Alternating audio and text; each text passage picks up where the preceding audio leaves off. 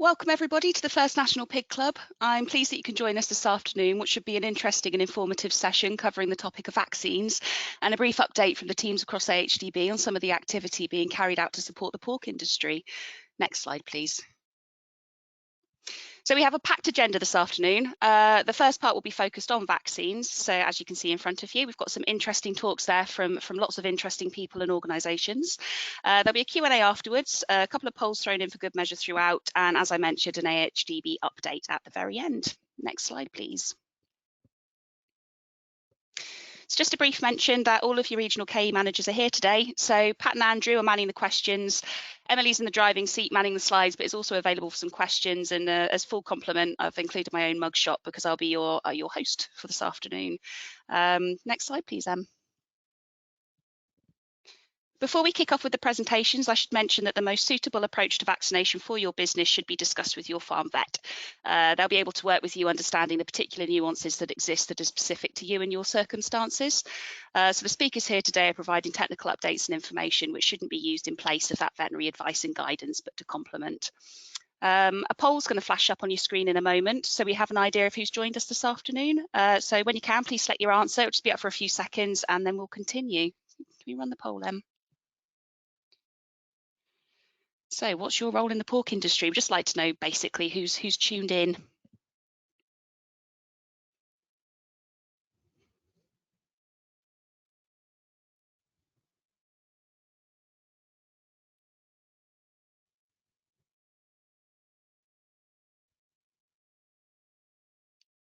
Okay, just waiting for the last few and then we'll carry on.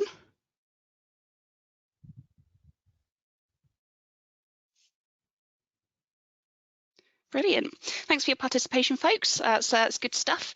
So without further ado, I will hand over to Lisanne. So Lisanne is the Technical Swine Manager at Boehringer Ingelheim, who'll be discussing making the most of your vaccines. So over to Lisanne.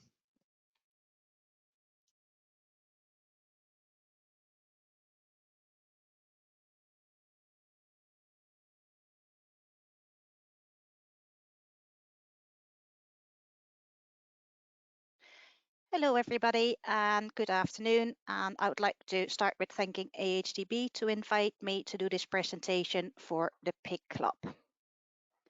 What I'll be talking to you about is how to get the most or the best from your vaccine. So you can see here the agenda of some of the points that I'll try to address today, hopefully in a practical manner, but I'll also give you a little bit of food for thought.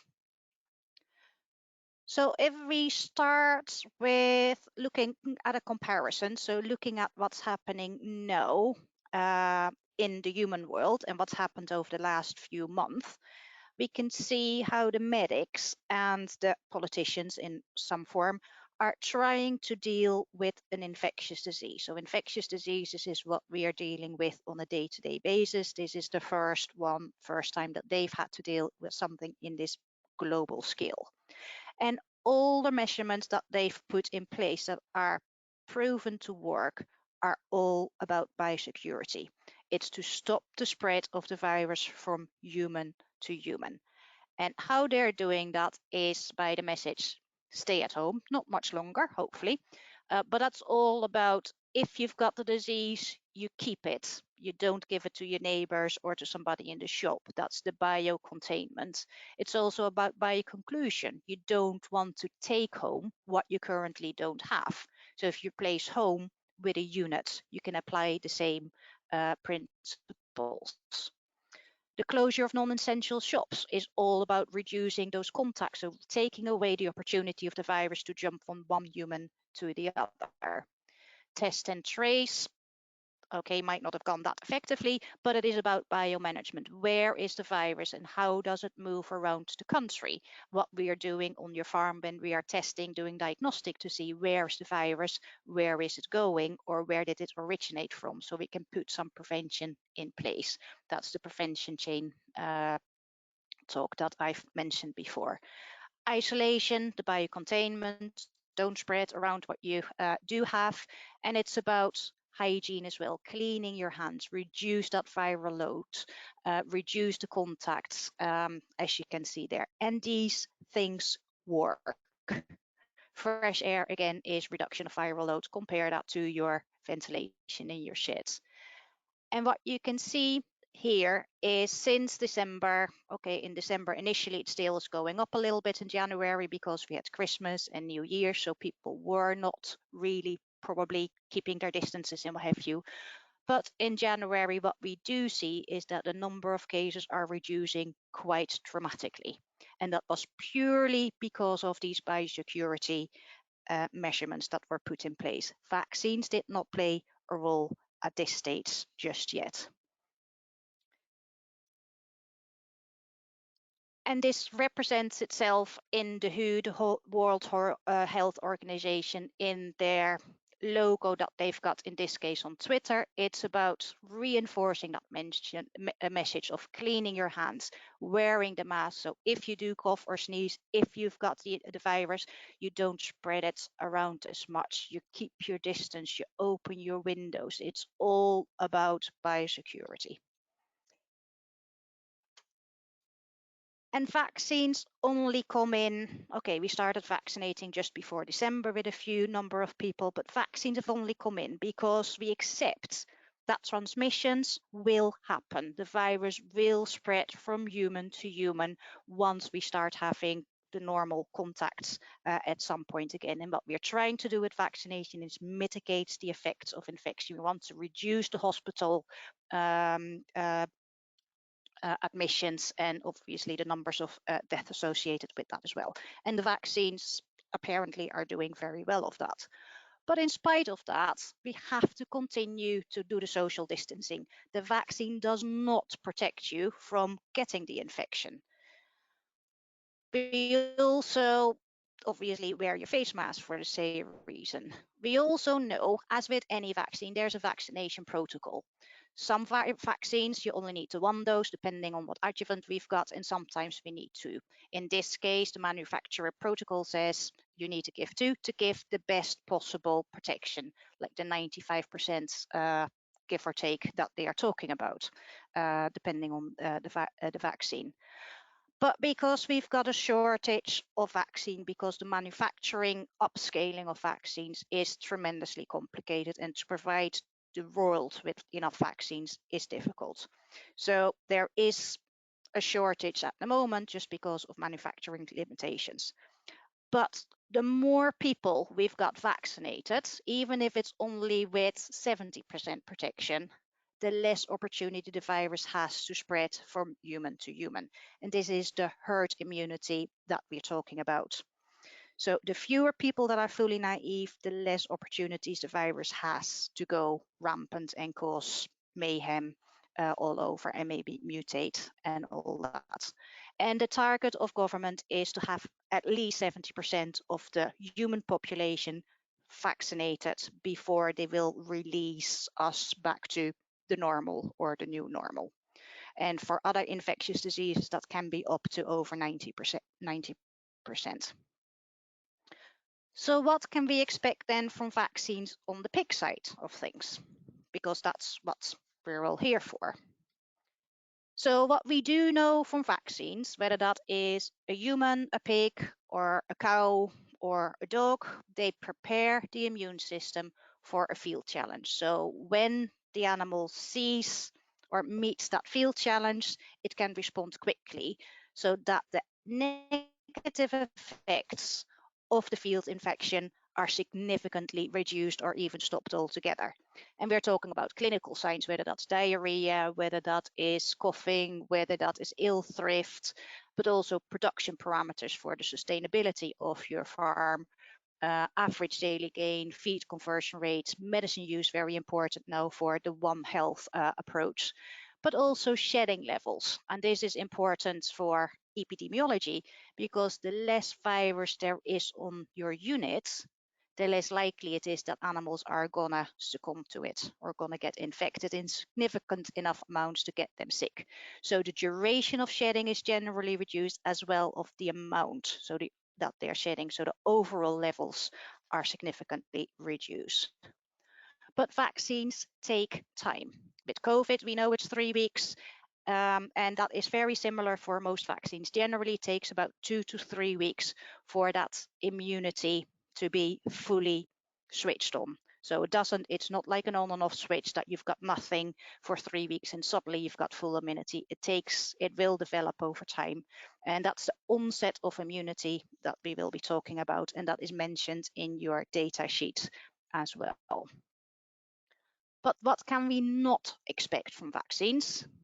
We cannot expect that they work immediately. So even when you've had your COVID vaccine, they always say, stay at least for 3 weeks, pretend like you haven't been vaccinated. They will not prevent infection happening in itself. For that, we need to place pigs in a bubble, because everything they eat, everything they inhale, everything they drink is contaminated with bacteria, with viruses, with fungi, and you name it. So we cannot prevent infection from itself. Vaccines can also not compensate for management factors. So if you're overstocking, you've got ventilation issues, you might still see problems. A lot of this adds to building up of the pathogens in the air, but also maybe gases, etc., stress levels. So vaccines do not compensate for these sort of issues. They also do not provide a sterile immunity, and this got an impact when you're doing diagnostics. So just because you find a positive PCR, that doesn't mean that your vaccine isn't failing. So they do bring a little bit of a more complication into your doing your routine diagnostics. So how do you then get the most out of your vaccines? So one thing that is incredibly important is storage. So most vaccines, or all vaccines, need to be kept between 2 and 8 degrees in a fridge. So make sure that your fridge is switched on and that it is working. Don't use the fridge that's been rejected from the kitchen because it's not working properly. Your amount of vaccine that you store there is more expensive than your steak and your butter that's you've got in your fridge. So make sure that that works properly. And it's not just when you store it, it's also when you pick it up from the vet to your fridge, or from your fridge then to your livestock. So very, very important. And a lot goes wrong with this. Also, when you do take it out of the fridge, when you heat it up, don't heat them up at temperatures warmer than 40 degrees, because 40 degrees will denaturate the proteins, and proteins is the important bits that are in our vaccines. Always follow the manufacturer's advice and your vet's advice as well. And this goes about the timing, the dose, and the technique. I won't talk much about the technique, but if it needs to go into the muscle, if you stick it under the skin, you won't get the same effect of it. Dose, obviously, we put in the minimum amount of antigen. So those are the proteins that will stimulate your immune system. We put in the minimum amount there to get the required immune response. First of all, it's cheaper for you and for us. It's better for the animal because we don't want to overload it with unnecessary antigens that waste proteins and energy. And if we then look specifically at the timing, here's where it's going to be a little bit more thought-provoking. We have to look at the time of infection, and the time of infection will dictate really when you should be vaccinating. We know the onset of immunity is 2 to 3 weeks, so in an ideal situation, you would vaccinate 2 to 3 weeks before you get your challenge first all, but that's obviously is not always practical. We have to keep in mind that their maternally derived antibodies might be present in the serum of the piglets that they've picked up through the colostrum. And some of these will interfere with early vaccination. So there are ways we can overcome that, for example, by increasing the amount of antigen, using modified live vaccines over killed vaccines. We can put certain adjuvants in that will stimulate the immune system more effectively or more aggressively, and we can maybe sacrifice efficacy over convenience a little bit, but that's not obviously what we're there for. We have to also think about the breeding herd stability. There are diseases that we know of, like PRRS, that will pass on in utero or during lactation from the dam to the piglets. So if your piglet is already infected at birth or at 2 weeks of age, you are already probably too late with your vaccine. So we need to think bigger there. And we're talking in this case about the breeding herd stability. So if we've got pigs, for example, coughing here in the finishing shed, and we're talking about PRRS or mycoplasma or even the salmonella, we might get infected either in utero or maybe in the farrowing pens itself. And if that's the case, we probably need to vaccinate earlier on, and we need to look at the breeding herd. So just vaccinating then at weaning, if you've got these issues in the breeding herd with vertical transmission, are not going to help you an awful lot. We also have to think a little bit about the impact of stress. So very complicated slide here, but what stress basically does is it suppresses generally the immune system, and it shifts the immune response from antibody to cell-mediated immunity, which for certain diseases is really good, but for other ones not so. And it also has, this is just a little sideline, but stress also will affect directly the microbiome. And we know the microbiome, especially that one in the gut, is massively important for the overall immune system, considering 80% of the immune cells originate from the gut. So we need to keep that microbiome very, very healthy because they directly impact the gut's immune system. So then we have to talk about timing of vaccination. Are we choosing convenience or optimal timing? Because convenience is when you probably handle them already anyway. But if this is, for example, at weaning, there is that additional bit of stress.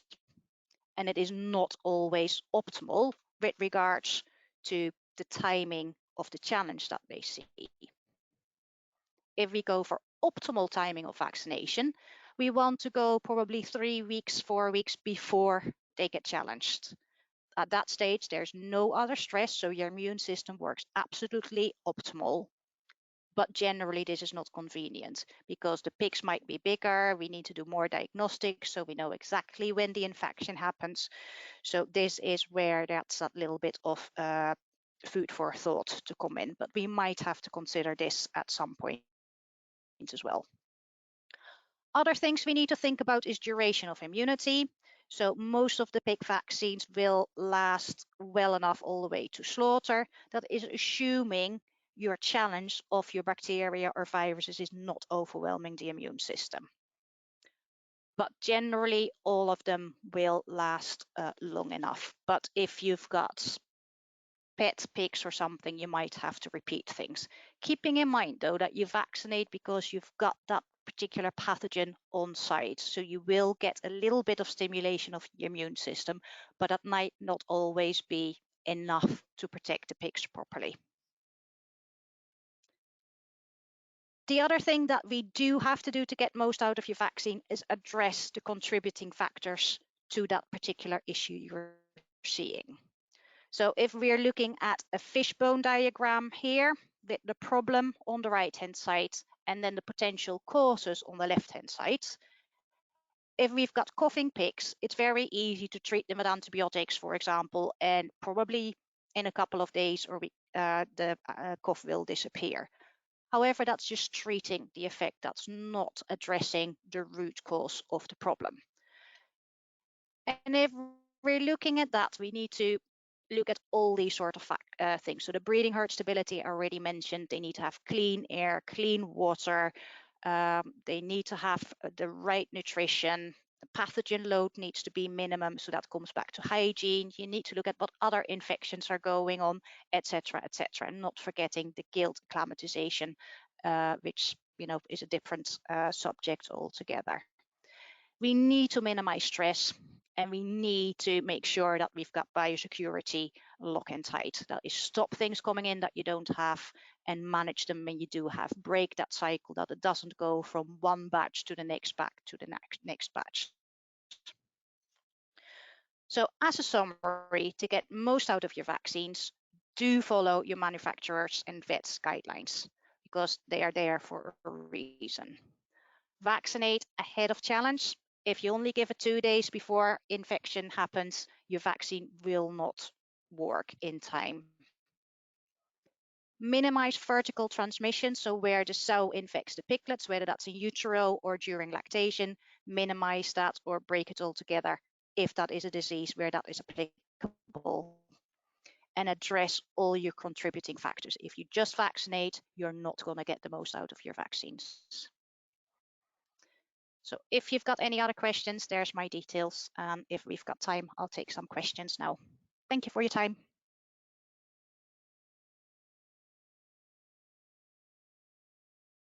Brilliant. Thank you very much for that, Lisanne. That was, really interesting. What we'll do is we'll collect together the questions and we will go through those at the end of all of the talks together. So next up, we'll be hearing from Laura. So Laura is the National Veterinary Manager at Zoetis, and we'll be talking about how viruses are changing, and that will include the maternal and acquired immunity and the immunity gap. So over to you, Laura.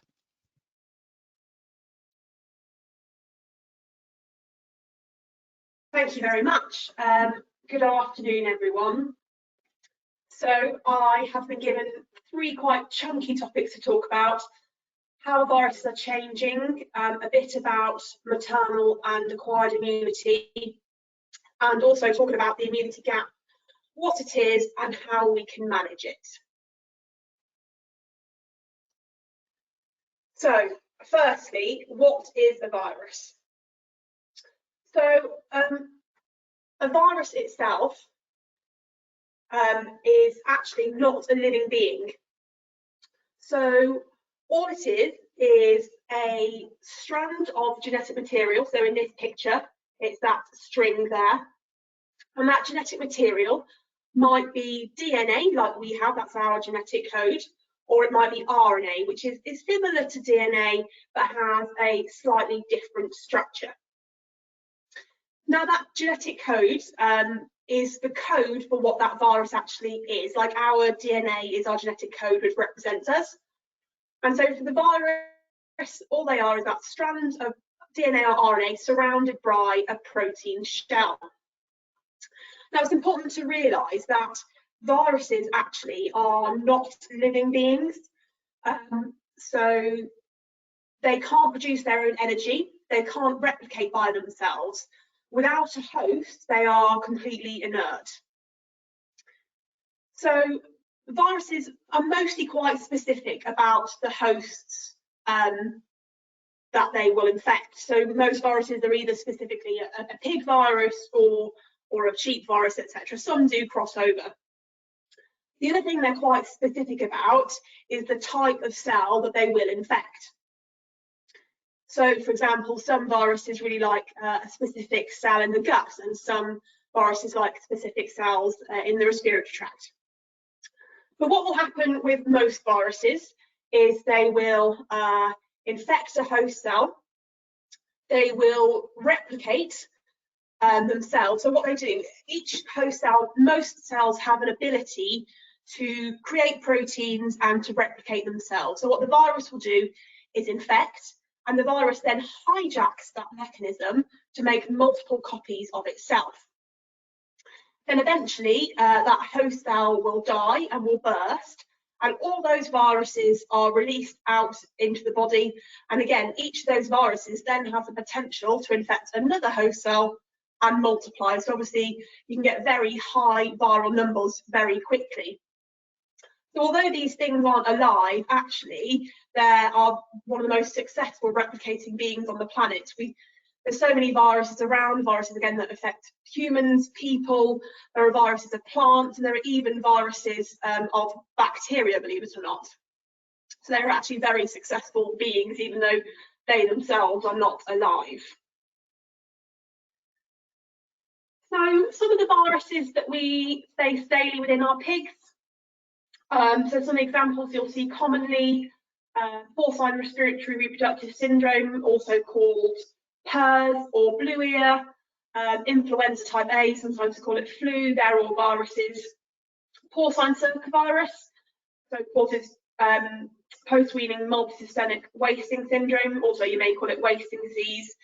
These typical pigs, the paw doers, thin, razorback, hairy, yellow, not very nice pigs, wasting disease, or PDNS, something we don't see that often very more thanks to the good vaccines, but those pigs from probably around 14 weeks of age, which are probably die quite suddenly and have big purple splodges, although with those kind of representations you should always think about notifiable diseases. Speaking of which, some of the really bad guys when it comes to disease are viruses, so things like foot and mouth disease, classical swine fever, and African swine fever. So that's what viruses are, but how do they actually change? So viruses change when their genetic material changes. As I said at the beginning, their DNA or RNA is the code for what that virus is. When there's a change in that genetic code, there's a change in the virus. And broadly speaking, for the sake of today's talk, we'll talk about two different types of viral change. One is mutation, and the second is recombination. So mutation. So this happens when there's a change in the genetic material as a random mistake. So genetic material, like I said, DNA or RNA, is literally a code of letters. So there's 4 different letters which are in a specific order, and the way those letters are read is how the code is for making the proteins that form the virus. So if that code of letters changes, then the virus proteins changes, and that virus protein changes. So for example, our original genetic code says TCCT-GGAT. When that virus copies itself, it uses that genome as a template. And if just by random mistake a couple of those letters are mixed up and put in correctly, then for example, the mutation now says TCCAAAAT. And that change in the genetic code can change the way the virus is expressed. So for example, this small change in the genome might mean there's a slight change in the proteins on the outside of that virus. And then of course, if that virus can then replicate itself multiple times, then there'll be multiple copies of that mutation, and before you know it, you might have a population of mutant viruses. So the second way I was going to talk about that viruses can change is viral recombination. This occurs when 2 different strains of the same virus infect one cell. So essentially, it might be 2 different strains of PRRS viruses. If they infect the same cell, they'll both be replicating at the same time within that cell. And as they're replicating side by side, what can happen is, as I said, they use this genome as a template.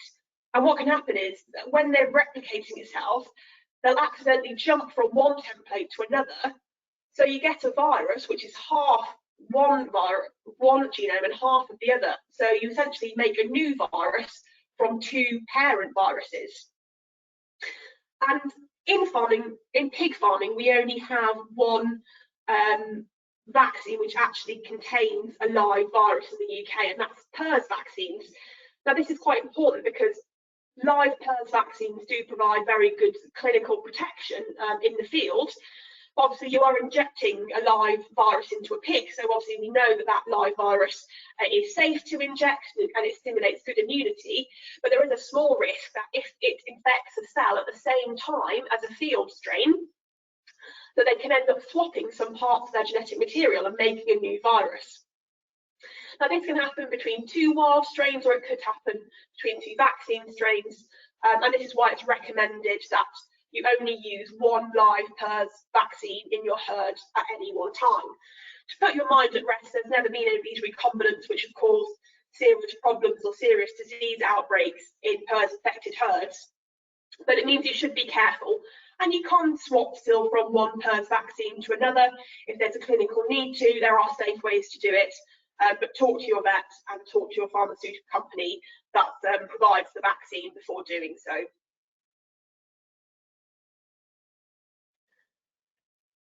So these things actually happen all the time. So mutations and recombinations happen very frequently. If we look at a PRRS virus again, for example, they have around 15,000 bases in their genome. So that means there's 15,000 letters within their genome. And on average, every 1 in 10,000 letters, an error will be made when it's copying itself. So that shows most PRRS viruses, as it replicates, will have a little mutation in it. And when looking at recombination, something like porcine circovirus, for example, we know that around a third of porcine circoviruses on our farms are actually recombinants. So the good news is most of these genetic changes either don't make a difference to the virus and the way it acts, or a lot of the time it actually is damaging to the virus, and that virus can't replicate and pass on its mutation or recombination.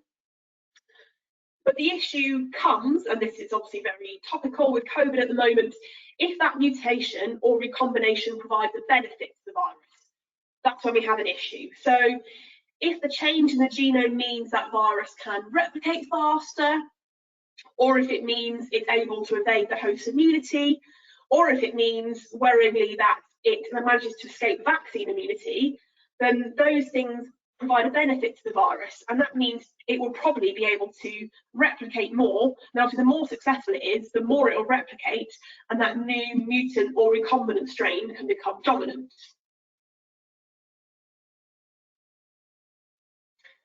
So let's skip now to how we tackle viruses, and that's obviously with our immune systems.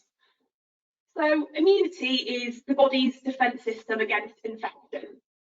So broadly speaking, there are 3 lines of defense, and actually we have a very similar immune system to the pig. So the first line of defense against infection are the physical bits of our body. So for example, our skin is a physical barrier to keep diseases out. The mucus in our respiratory tract helps keep diseases out. Our stomach acid helps kill any pathogens ingested, etc. So that's our first line of defense. Now, the second line of defense is made up by patrolling cells. So these things, I always use this example, I always call them Pac-Man. They're literally like little Pac-Men because they patrol around the body looking for bad guys, so for foreign material, so things like bacteria or viruses, anything non-self. And they literally gobble up that foreign material. So they ingest it, they partially digest it, and then they take it engulfed within their own cell and they present it to the next line of defense. So the next line of defense takes that foreign material and it develops an immune response specifically adapted against that foreign invader. So this is the adaptive immune response. So they design an immune response that's targeted against that specific disease. Now, there are many different branches of an adaptive immune response, but today we're just going to talk about antibodies. And you'll all have heard a lot about antibodies, I'm sure. So antibodies are tiny proteins. So they're very often pictured as little Y shapes, like in the diagram. And what these little tiny proteins antibodies do is literally they're designed to stick to specific pathogens. So what it does is it will be like a lock and key mechanism. So majority of antibodies are designed against specific diseases. So this might, for example, be a flu virus and a flu antibody. So it's a lock and key mechanism. So it will stick specifically to the flu virus, neutralizing that virus, and then allowing it to be removed from the body. Now, unfortunately, piglets, along with most mammals, are born without any antibodies. They don't have any immunity via antibodies ready to go when they're born, unlike people actually. So with babies, for example, there's good antibody transfer from the placenta from mum to the baby, but unfortunately not the case for most mammals. So they need that first intake of colostrum to get their antibodies to provide disease protection from day dot. So colostrum obviously is a mixture of things, of growth factors, nutrients and antibodies. And those antibodies are representative of the antibodies circulating in the cell's blood. So this is often why we vaccinate during pregnancy. So quite often that 2 to 4 week window before farrowing is when we want to give vaccinations against things like E. coli and Clostridium to boost immunity, boost that level of antibodies in the sow's blood, hence boosting the amount in the colostrum, so the piglets have good protection against those diseases which they may see in the first couple of weeks of life. Now, with colostrum intake, it's very important that they get sufficient amount of colostrum in a very early window. So the gut literally has holes in it for those big antibody proteins to enter the piglet's body and to be able to circulate in the piglet's blood. But that gut closes after around 12 hours, and after 24 hours, no more can get in. So getting that colostrum intake in the first few hours of life is very important for piglets. Now, that obviously is designed to protect them for the first week of life, but unfortunately, those maternal antibodies, they'll start to fade after a couple of weeks.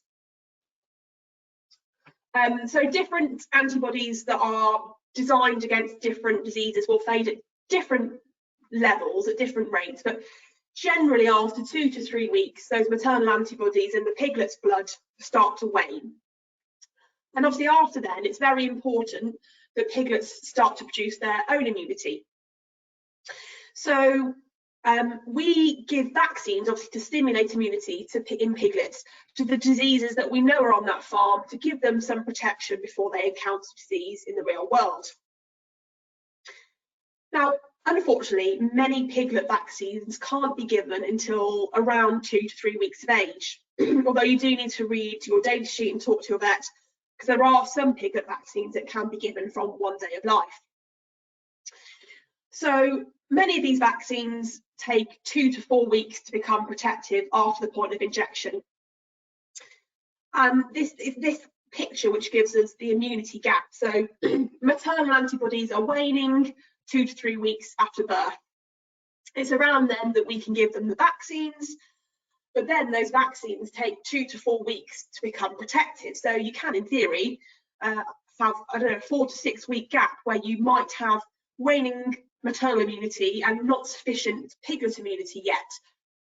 And now, really, unfortunately, that gap often occurs when we're putting a pig through the most stressful point in its life at the time of weaning. Obviously, this is the time of stress, new environment, removal of mum, exposure to new pathogens, and it's when its disease protection actually might be at its lowest.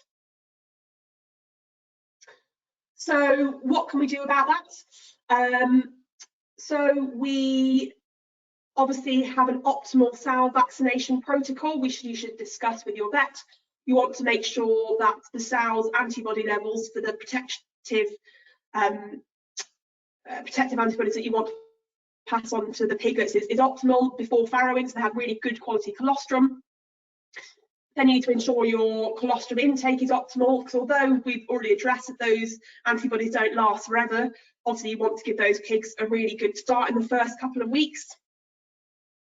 Another thing you can do is use piglet vaccines that can be given early. As I mentioned, there are vaccines that can be given from the first day of life, and those may have an onset of immunity of 2 to 3 weeks. So in theory, giving those vaccines early means you can actually have immunity in place by the time of weaning, so you're really narrowing that immunity gap, and you might even be able to get rid of it altogether. So talk to your vet and look at data sheets, but things like PERS vaccines or some of the Ohio vaccines can be given early. And then obviously good management practice, so good biosecurity and management means that during that immunity gap, you're minimising the amount of disease that your piglets are being challenged with. So ensure that your weaning process is good, that the weaning environment is clean, properly clean, like lick before clean, so they're not being challenged with any disease when they don't have sufficient immunity to things. And my last point to consider when you're looking at managing the immunity gap, consider delay weaning. There's been some talk around 5-week weaning recently. A lot of that has been fueled by the zinc oxide ban. But actually, if you think about it, if you can wean a pig at 5 weeks, you're weaning a more robust animal, an animal that's immune system's a bit more developed, his gut might be a bit more developed. The only caveat I would give here is if you normally give your vaccinations at weaning, I would consider not giving them at 5 weeks, unless you're happy that your disease situation is very stable. If you can give your vaccines at an earlier time, then that immunity gap is spent with mum, where they are not under stress, not being exposed to new diseases. And so hopefully if you can give a vaccine from the first week of life or from two weeks of age, hopefully that vaccinal immunity will be coming in place before or around the time of weaning. So that's all I was going to talk about today. There's my email address at the bottom. Obviously happy to answer any questions in the Q&A session, or there's my email address, and feel free to ping me an email if you have any more questions. That's everything. Thank you very much. Lovely. Thank you very much for that, Laura. That was really interesting. I think lick the floor clean might be my new favourite way of stressing the point. That was yeah, that was really useful. And as you mentioned, the Q&A will be at the end of all of this. So to move on, next up we have Stephen. So Stephen's the key account manager for HIPRA, and he'll be talking to us about needleless administration. So over to you, please, Stephen.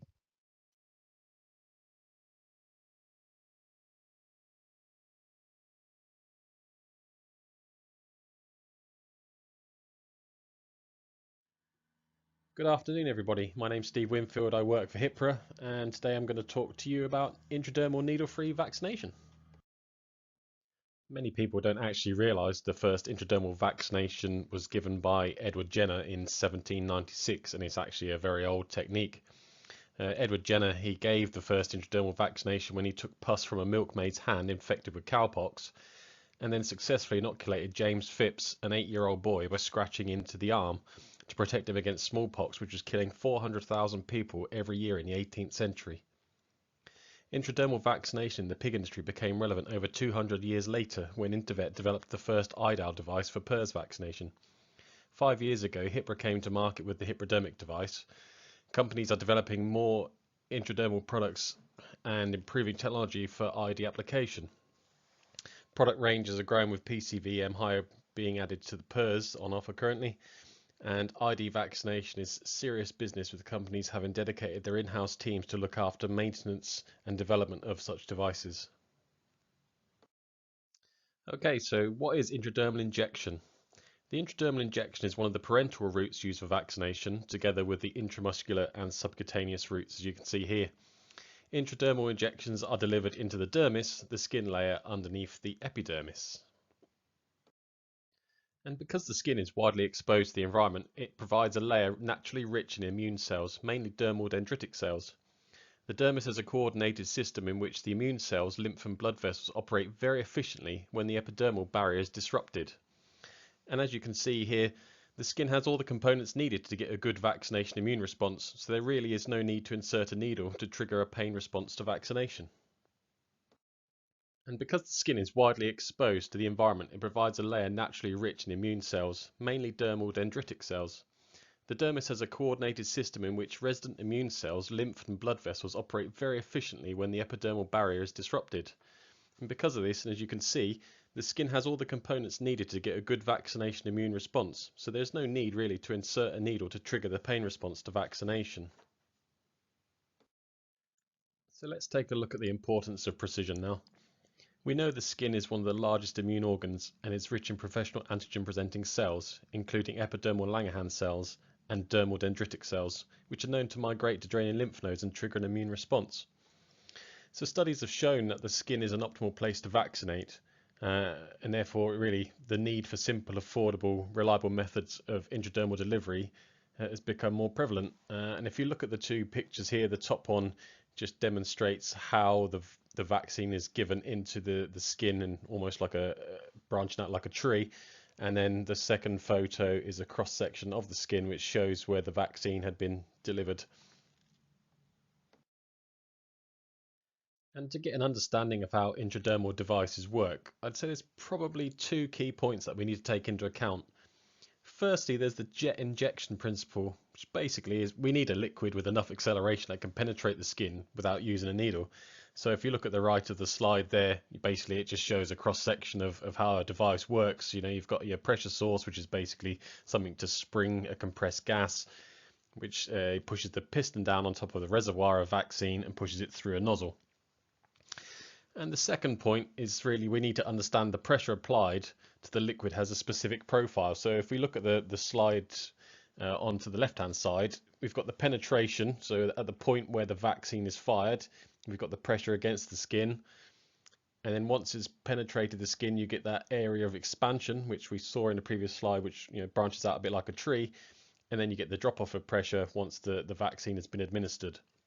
Now, some people often mention that they see a little bit of liquid on the skin, but that's really nothing to worry about, because if you think about it, when you're firing that shot, there's always going to be a small element of ricochet, which is just literally a teeny tiny bit of liquid on the skin that's left behind as it's passed through, but really nothing to worry about.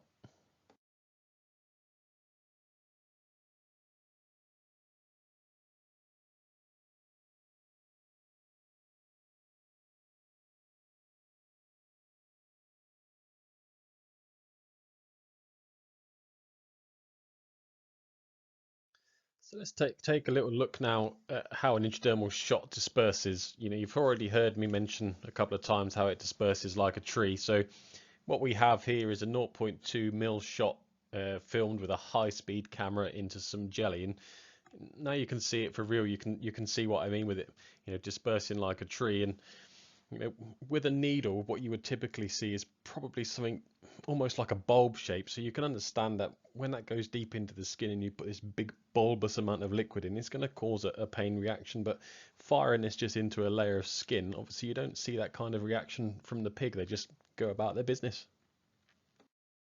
And of course, there's going to be benefits of using an intradermal vaccination route. You've got the immune response, so you've got those higher concentration of dendritic cells that we talked about, being able to target them and get that good immune response. Animal welfare, obviously a big thing at the best of times, and if we're in an environment where we can give less stress and less pain to the animal, then that's so much the better. Vaccination management, we can make the process faster and easier and reduce the risk of needle sticks. Now, obviously, the job isn't always about speed, but if we can make that process efficacious and make it, a better environment for the user to work in, then that's got to be a good thing. Biosecurity, obviously a key thing on farms. We're looking here at the reduction of iatrogenic transmission, which is basically reducing the risk of transferring disease from one animal to another, because you're not going to use a needle, so you're reducing that risk. And then you've got the impact on carcass quality, minimizing that tissue damage, so getting a better product through the abattoir. So let's go a little bit deeper into biosecurity and look at iatrogenic transmission. So on this slide, really going to focus on the middle part, which is the exposure side of things, particularly through parenteral exposure. So with iatrogenic transmission by contaminated needles in particular, it can actually be a source of things like PRRS virus and other disease transmission. And this has obviously been proved by several controlled experimental studies. But in the field, it's actually very difficult to estimate how often this happens, because there are several other potential routes of transmission, as you can see. But the importance of parenteral exposure, and particularly with the PRRS virus transmission, is that pigs are really susceptible to infection by parental exposure. Very few PRRS virus particles are actually sufficient to infect a pig. So if you think about a tip of a needle when you're doing your vaccination, it may be contaminated with basically 1 to 10 microliters of blood from the last pig. So in essence, what we're saying is that one drop of blood, blood diluted 100 times maybe, is enough to infect a pig parentally. So obviously, we're all familiar with the change needles frequently, and that's important for many reasons. But in relation to things like the PRRS virus, the needle must be changed, at least between pens, to avoid the needle becoming a vector and contribution to transmission within the herd. So, okay, so that's not exactly groundbreaking, is it? Let's change a needle. But with the technological advances in vaccination nowadays, we can easily further reduce the risk of transmission of viruses such as PRRS or other swine infectious diseases for that matter, really by using an intradermal device. And these can reduce the transmission threat because they are needle free, and therefore they're unlikely to retain any blood on the end of the high pressure nozzle. And the ID route also administers a highly concentrated 0.2 ml dose, as we've said before, of a PRRS vaccine, or any other vaccine such as an MHIO, and really compare that to a 2 ml dose through a needle. It really is removing the likelihood of abscesses appearing, while vastly improving the welfare of the animal and well, probably the user too, because we spoke about that reduced risk of self-injection. Okay, so let's have a look at a trial now which shows that needle-free vaccination gives less iatrogenic transmission. So on this slide, group 1 was infected with PRRS on purpose on day 0, and 4 to 5 days later vaccinated for MHIO. Then the same needle was used on group 2, intradermal, on group 3. There were groups 4 and 5 used as controls to prove transmission never happened. Group 1 pigs were also vaccinated with intradermal, and the same intradermal device was later used on group 3 with no cleaning in between. So on the table, 39 out of 39 pigs in group 1 were viremic by day 2. Group 2 pigs, there was 9 out of 12 viremic on day 6, the day after vaccination, and 12 out of 12 1 week later. So this basically means that at least 75% were infected due to the needle share, and the infection spread to 100% a week later. Now we don't know if the other 25% was due to the needle or in-pen pig-to-pig transmission. Group 3 pigs were not infected by the day after vaccination, however 2 pigs were infected a week later. It should be 0 to prove PRRS virus was not transmitted due to the intradermal device, but it only happened in 1 out of the 4 replicas. So in 3 replicas, transmission did not occur at all in the intradermal pigs. On the table, in group 2, 9 out of 12 and 12 out of 12 pigs were infected, and that happened 4 times in the replicas. The number of pigs was small in each replica, and the 12 accounts for the 4 of them, so they were like 3 animals per replica. On group 3, all pigs were negative the day after vaccination, and a week after vaccination, just 2 out of 12 pigs were viremic. So that means in 1 replica, 2 out of 3 pigs were infected, but 3 replicas transmission did not occur at all. Now, this obviously, the end result there shows that we have a 75% reduction of the PRRS virus transmission with an intradermal needle-free device. But to offer a little bit of balance, I have read some literature that says that some ID devices can transmit pathogens by acting as a fomite, like any object, or by aspirating some blood and tissues after infection and injecting in the next individual pig, though this does depend on the mechanical traits of the device. So, for example, it doesn't necessarily apply to every device because the virus in the herd will spread sooner or later, and because the shots that are fired through the device with the cleaning fluid at the end will clear the piston, the chamber, and basically it doesn't disinfect, but it will reduce the chances of disease being in there. And it could be hypothesized that an intradermal device could act as a fomite in between groups, the same as farmers can do. However, the positive point from an intradermal perspective is that it reduces a lot of the chances to transmit the PRRS virus in comparison to an intramuscular injection, which infected all of the pigs at a much younger age. Implications for this is that disease transmission is not facilitated by intradermal as much as it happens with an intramuscular injection. So if it does still happen with an intradermal device, it happens to a much reduced number of animals, which actually buys time to build immunity in the herd before that problem occurs. And studies have actually gone on to show that ID vaccination reduces stress which has been caused by vaccination. So we're improving animal welfare as well with intradermal vaccination. And if you have a look here at the flight reaction on the left, figure A, looking at the box, which is like a brick blockwork pattern, if you like, 90% of the pigs that were treated intradermally stood still, whereas just less than 60% with the needles actually stood still. And then when you go across to look at figure B, the vocalization, 55% of the pigs there intradermally made no noise, whereas just over 20-25% of the pigs that had a needle didn't make any noise. But looking onto the right hand side there, 50% of them actually made more than 2 repeated screams. So speaks for itself really that intradermal vaccination does actually offer a more welfare friendly process for the animal. At the end of the day, it is all about carcass quality really, and we want to make sure we minimize that tissue damage and reduce the abscesses at the injection site. Obviously, it goes without saying, and I'm going to speak the blindly obvious here, but we don't really want to be using damaged needles. High quality disposable needles are the product of choice on farms. Under all circumstances, the needles used should be razor sharp and free of any physical damage. A sharp needle is far easier to insert. It minimizes the pain experienced by the pig, and it produces little or no tissue damage. Whereas a needle that has become dull or physically damaged really has to be replaced with a fresh sharp needle to avoid things like you can see on this slide here.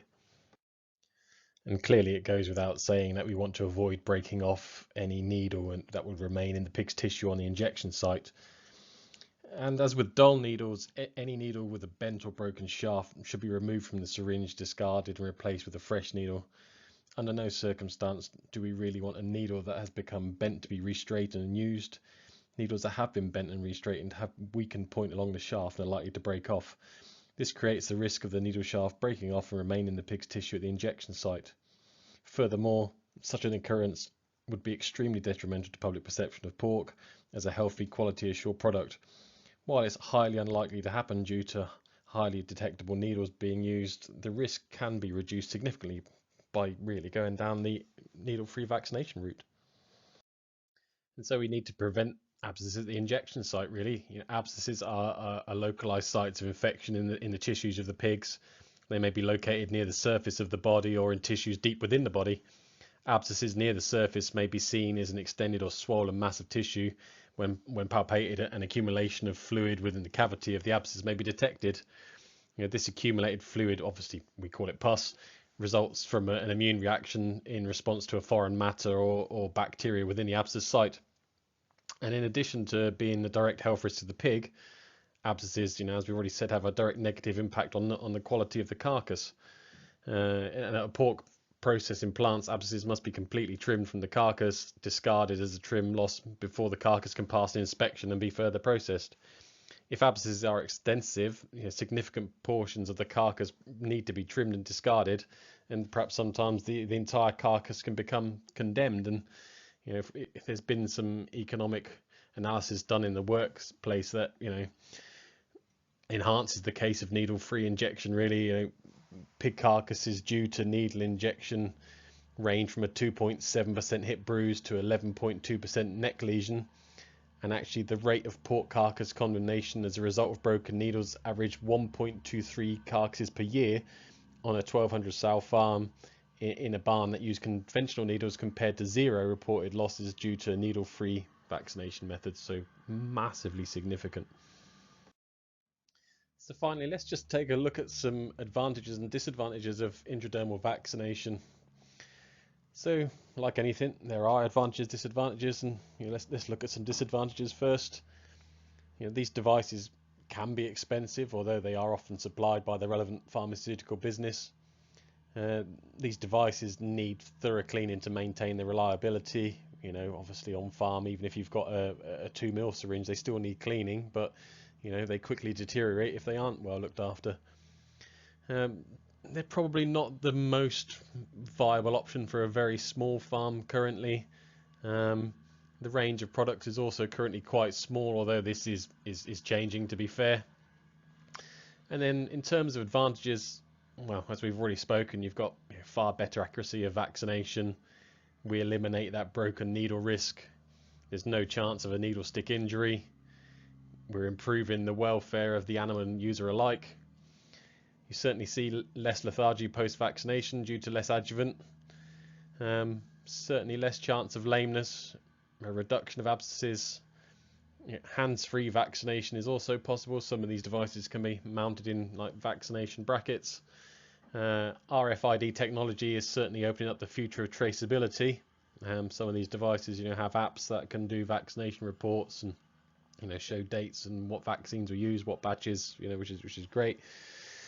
As we talked about, significant reduction in iatrogenic transmission of disease, and these vaccines tend to be a 0.2 ml dose, so the vials can hold far more vaccine and reduce packaging and fridge space, so therefore their green credentials are actually really, really good.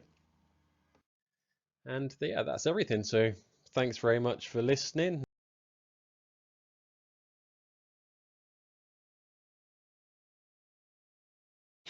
Brilliant. Thank you for that, Stephen. It's always interesting to hear about the different options that are available out there that we can utilise. So yeah, questions at the end of all of this. So next up we have Ruben. Ruben is the technical swine manager at MSD, and he will be covering vaccine development with us. So over to you, please, Ruben.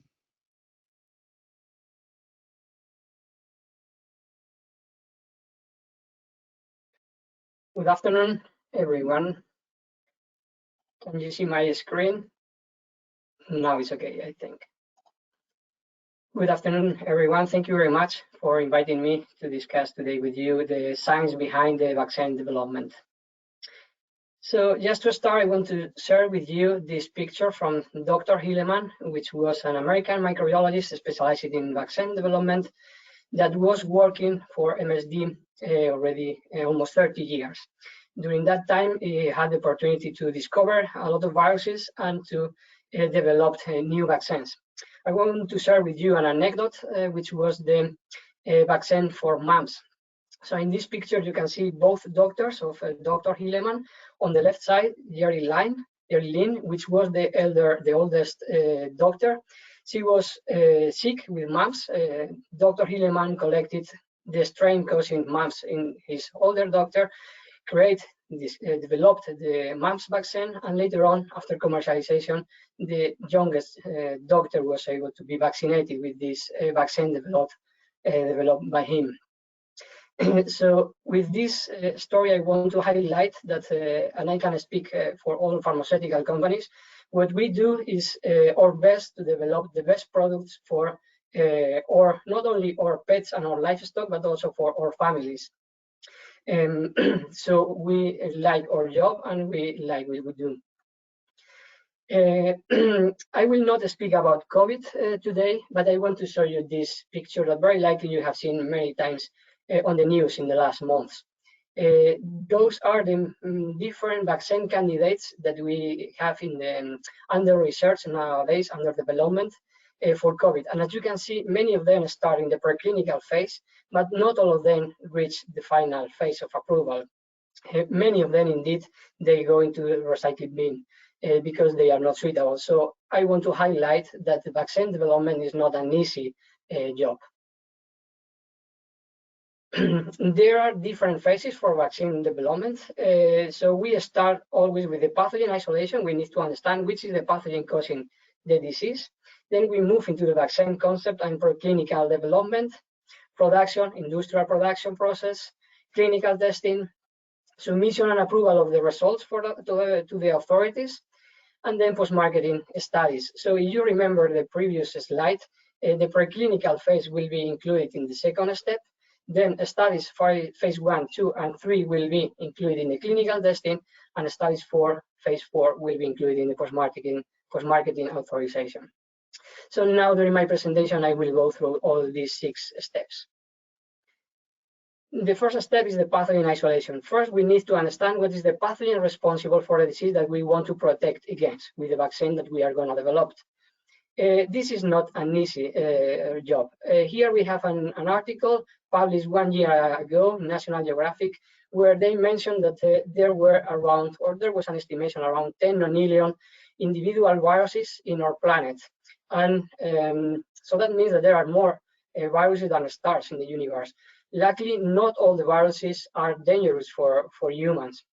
I still don't understand what is 10 million, so I will help you, and that means something like 31 zeros, one after each other. This is still, I cannot understand either. So, luckily, not all of them, as I said before, are dangerous for humans, but they are able to cause new diseases. when we have new diseases, we may divide them in emerging diseases, those ones that appear for the first time, and re-emerging diseases, those ones that were already present and reappeared, re-emerge again. So examples for emerging disease include, for example, PRRS virus in the 80s, previous century, PCV2 in the 90s, other different examples nowadays. When we speak about re-emerging diseases, we have something in mind today, is the African swine fever that was present in Africa and in Europe years ago. It was gone from Europe at least, and now it looks like it's back in Western countries. So this is our emerging diseases. Other examples including but mainly, when we want to develop a vaccine for a new disease, we need to rely on science. We need to build knowledge regarding the disease and the pathogen involved in that disease, regarding epidemiology, pathogenesis, diagnostics, which is also very important. So there is a lot of science behind to develop a new vaccine. In this graph, you can see all the articles published in the last 220 years in pig medicine. As you can see, from the 70s onwards, there was a big boom of research. But mainly, there is always a time span between the description or the first description of the disease. For example, here, pseudorabies was described in 1849, but the causative agent of pseudorabies, the Aujeszki disease, was only discovered or isolated 80 years later. And this is the case for most of the pig pathogens. Atrophic rhinitis, the disease, and then the pathogens causing something like 70 years later. Glacier disease, Haemophilus parasuis, 20 years later. Flu, again, 12 years later. Porcine pneumonia, 12 years later. Exotic pneumonia, again. Ileitis, even, that is a more recent pathogen, it took 20 years to be discovered, the Lawsonia intracellularis. If we move now into PRRS, now we go a little faster. We have better tools and better diagnostic tools. So for PRRS, we took only 4 years to find the causative agent of the virus causing the PRRS syndrome. And for PCV2, we took only 2 years. So that means that nowadays the science is moving faster and we are able to detect the pathogen causing diseases a little bit much faster. And this is also the case in humans. Again, the COVID, in this graph, you can see in green still the number of articles published for pigs in pig medicine, and in orange for COVID. So you can see in the COVID disease appeared at the end of 2019, and a couple of weeks later, or 1 month, we had already the virus causing. We already knew that it was a virus causing this disease, and 12 months later, we are already vaccinating. So not only science is behind this fast evolution, but also the resources. We assume that there are much money involved investigating nowadays the coronavirus. This is the first challenge, but the second challenge is just to develop an infection model.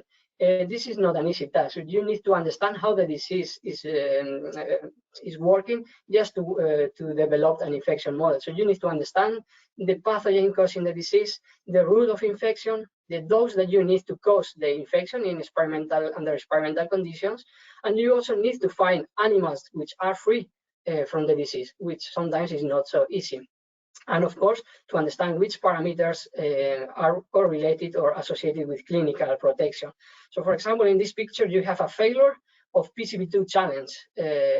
You can see those animals were infected with PCV2, but as you can see, they were very healthy. So not every challenge under experimental conditions is efficacy. So you have to try and try and try many times until you get the correct challenge infection model.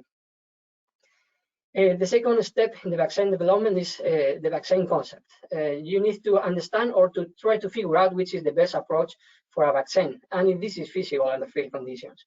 So the first point here is the antigen. The antigen is that part of the pathogen that will be detected by the immunity system and will produce an immune response, a protection, if we can say in other words. For example, for the COVID, this is the spike protein that there is every day in the news.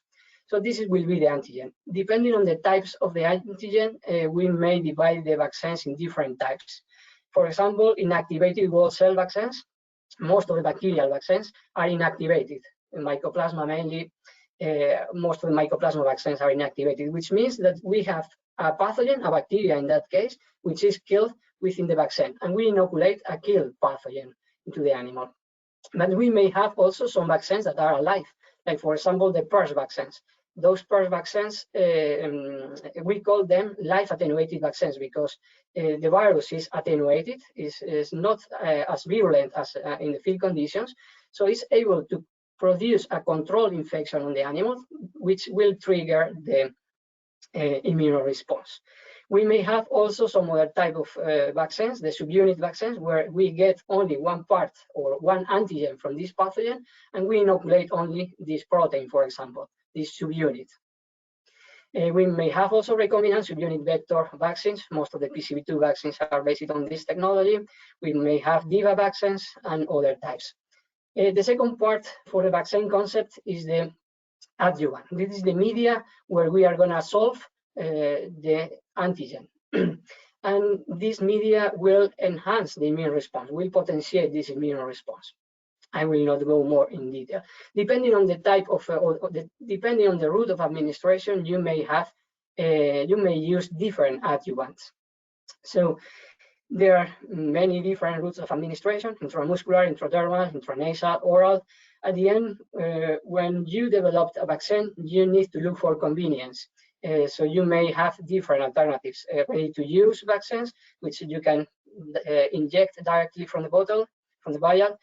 There are other vaccines that you need to mix on beforehand. There are other vaccines that you can use at the same time in separate administration sites. There are also needle-free administration, needle-free intradermal administration, as we saw in the previous presentation from Steven.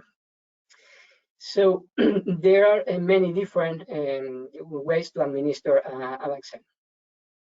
The third step is the production process at an industrial level. How can we produce in an efficient way this vaccine? So the first goal is to produce large amount of vaccine in a very short time, and of course with a very high amount of antigen.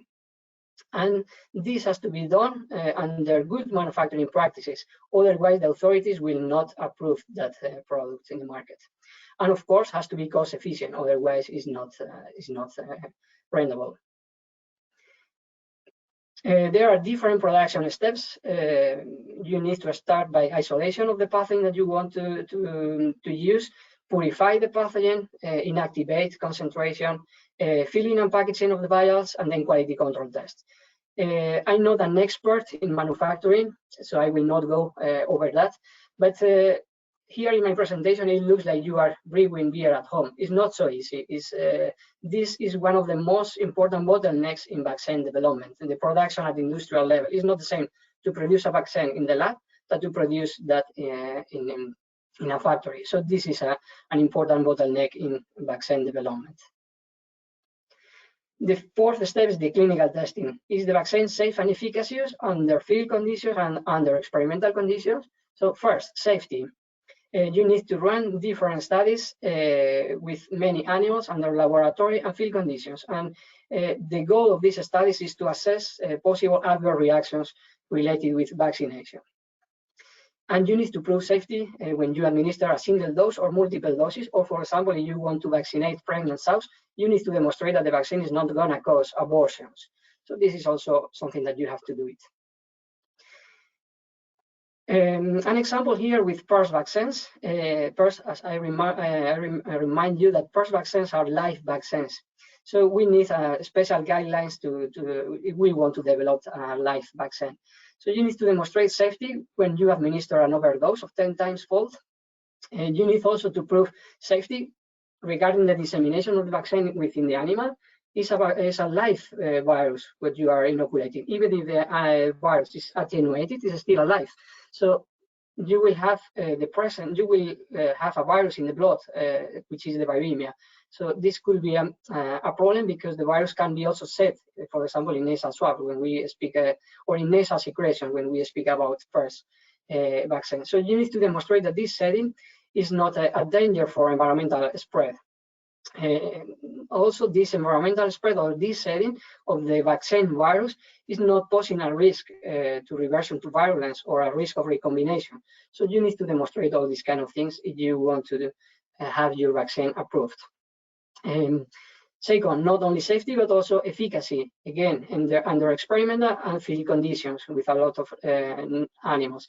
The goal of those efficacy studies is to determine the dose that you need to protect, the mechanism of action of this vaccine, also how fast the vaccination, the protection starts after vaccination, and for how long are the animals protected, the onset and the duration of immunity. And of course, if there is any possible interference with maternal antibodies.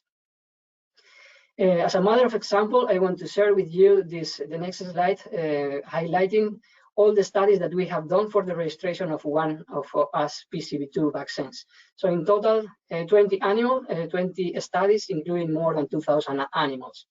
So this was done for the registration of one of our PCV2 vaccines.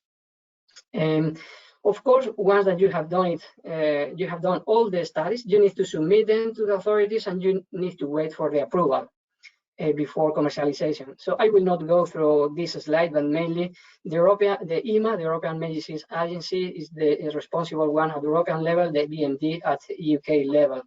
This is a process time consuming. Nowadays, with the COVID, this process is a little bit delayed.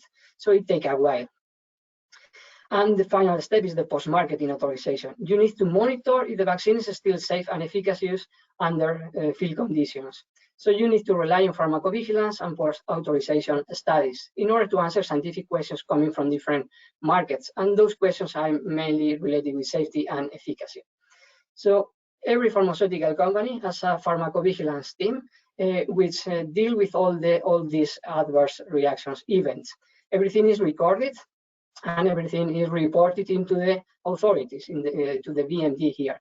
And the BMD is the responsible one to approve or to reject the submission of or the commercialization of one product.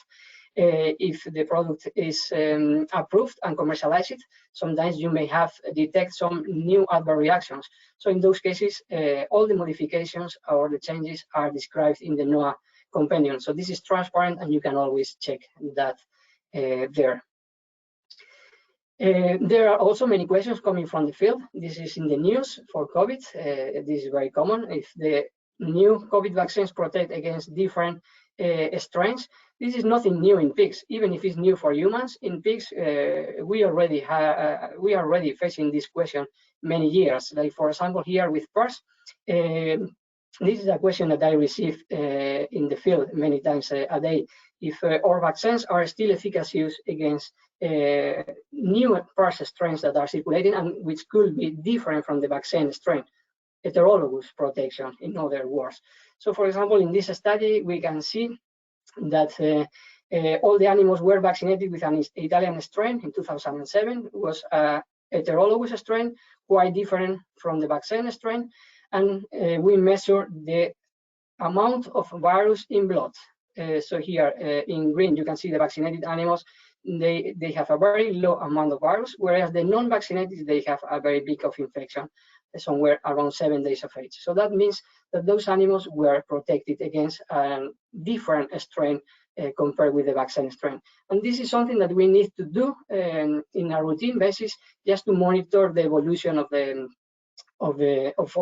strains in the field and the efficacy of our vaccines. And this is something that we have done it within MSD, for example, with many different channels under many different conditions and against many different strains from different countries. So you can see that, for example, the last studies were done in 2018. So this highlights that you need to keep monitoring the efficacy of those vaccines every day. We have received the same question regarding PCV2. We have done also many studies. I will not go into detail in this study, but it's more or less the same. PCV2D are nowadays very prevalent in pig population, so you need to test your vaccines against under clinical, under field conditions, if those experimental field conditions, if these vaccines are still efficacious.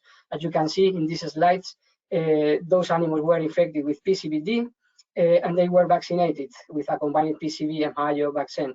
Blue are the vaccinated animals, and you can see lower amount of virus in all tissues, not only in blood, but also in different tissues. So this is something that we need to keep doing, monitoring of the efficacy of our vaccines. So this is the last slide of my presentation. I want to highlight the difficulty of the vaccine development with a very practical example for PCV2. So we know that PCV2 was discovered for the first time in 1996. So it took 5 years to go from the disease until we got the virus isolated. And then we took, within MSD, for example, we took 3 years in the first 2 phases, 4 years of testing, and another 1.5 years for submission and approval. So that means at the end, something like 16 years before the first appearance and the availability of the first PCV2 vaccine, something like 5 years, depending on only for the company. So this is a process time-consuming that involves many times. I have summarized this process in only 20 minutes, but you can see it's a very long process. So that's my last slide. Thank you very much for your attention. And if you have any question, I'm very happy to answer you. That was brilliant. Thank you, Ruben. That was very interesting, and I must say it brings back all sorts of memories of managing OOI and DOI trials in a past life for me. But that was yeah, that was great. Thank you. And we'll cover questions at the end. So next up, we've got water vaccination, which will be covered by Frederick. So Frederick is the principal technical advisor for swine at Elanco. So I'd like to hand over to you.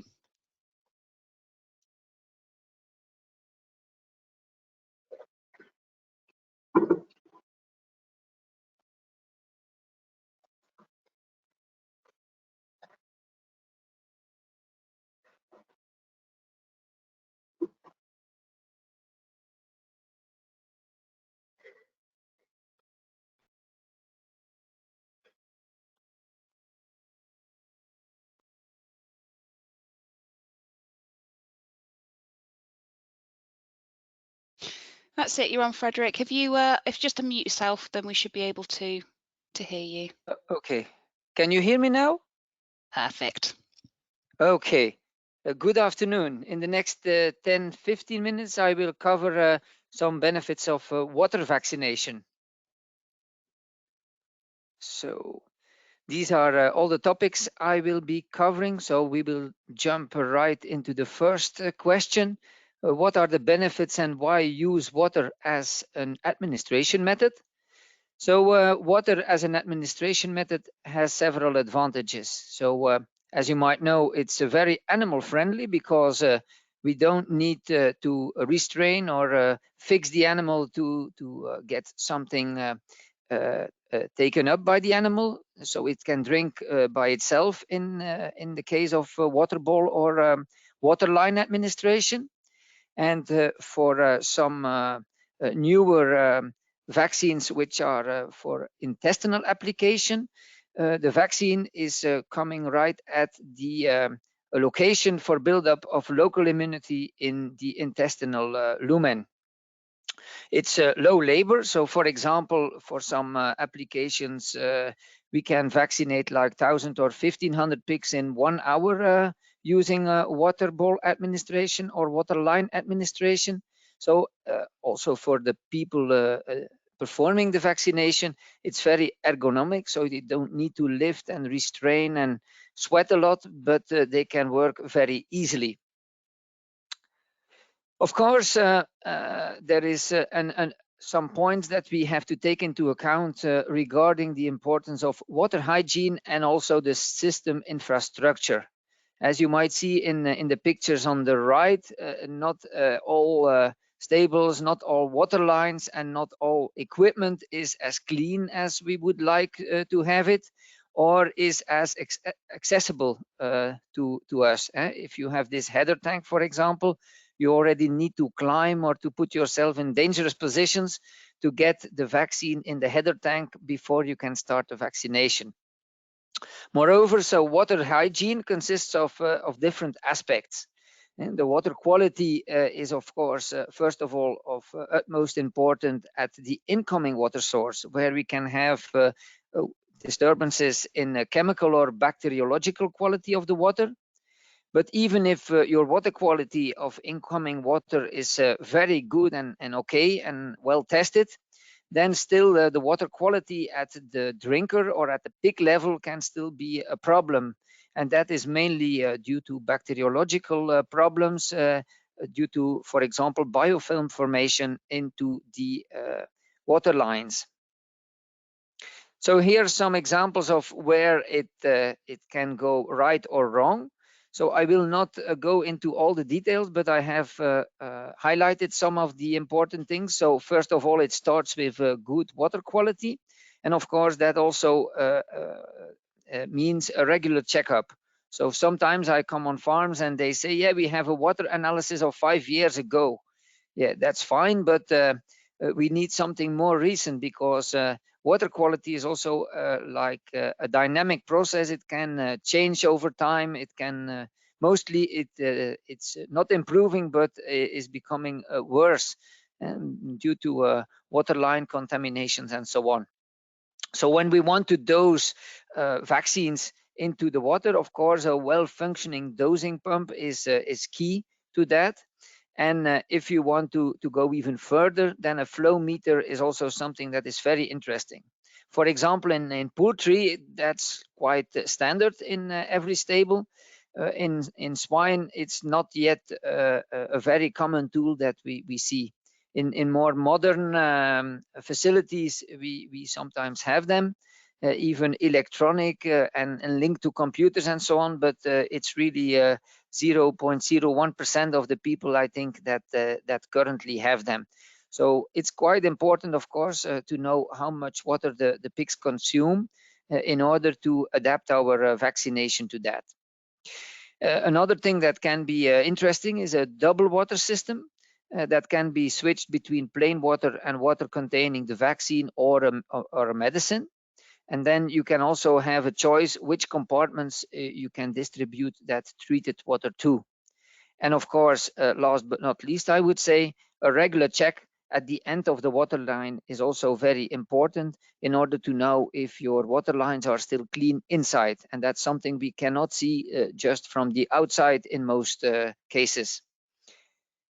Of course, things can go wrong, and the list of things that can go wrong is longer than the things that were right. But again, I will not go into all the details, but some important ones are, of course, we start with a suboptimal water quality, and that is more the case than we would expect. But of course, if you don't measure, you don't check, you don't know. So the regular check is key. Depending on the water source, that might be once a year or even more frequently. Some newer systems use like water surface water sources or draining water from the land and so on, and that might vary a bit more frequently, let's say, over time, depending also on rainfall. Another thing that can be negative to the water quality is biofilm formation and deposition of all kinds of things in tubes. But I have some nice pictures about that in a few moments. Of course, no check on drinker functionality is also a mistake we can see from time to time. And then you see all at once thin pigs. So when you look into the drinker or the water nipple, then there is something that blocks it, and pigs didn't get water for the last half day or something. So that's also important to have a check on it. No cleaning or disinfection of the water line is also an issue that we see frequently, or less frequently perhaps nowadays than 5 years ago. And a no tap at the end of the water line, which means that you can't have a rinsing procedure through the water line. And the quality check at the end is also, of course, key to assess the quality at the pig level. Some things I want to highlight from the previous slide is the biofilm. What's about the biofilm? Well, in the biofilm, so the bacteria, in fact, they produce the biofilm themselves, and that's a kind of mucus. And that mucus protects them better against antimicrobials, but also against cleaning. It's also protecting them against drying, and it makes them more resistant to antiseptic agents. So in fact, the bacteria, let's say, produce themselves a good environment to stay and to remain at that location, which is very nice to them. To tackle that problem, we can perform waterline cleaning and disinfection with the aim to reduce the number of bacteria, yeast, and fungi in the waterline, and of course to break down that biofilm and reduce that biofilm to the absolute minimum or no presence of biofilm. On the market, several players are active with options to help in that aspect. You can use bleach at a certain inclusion percentage, but be aware that's corrosive.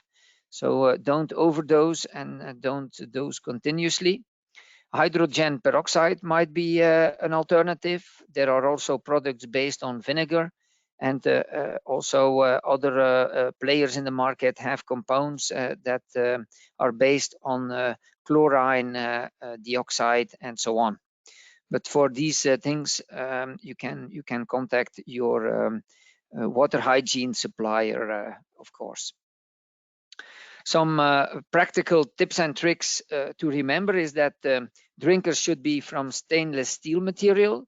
The most optimal point from a hygienic point of view is that no remaining water is in the drinker, so a kind of dry bowl in order to omit biofilm and growth of bacteria at that level. Nipples are also a very good choice. And when you go around the barn, daily hygiene check of the drinkers is of course also key in order to omit any feces or old feet in the bowls or in the drinkers or in the troughs.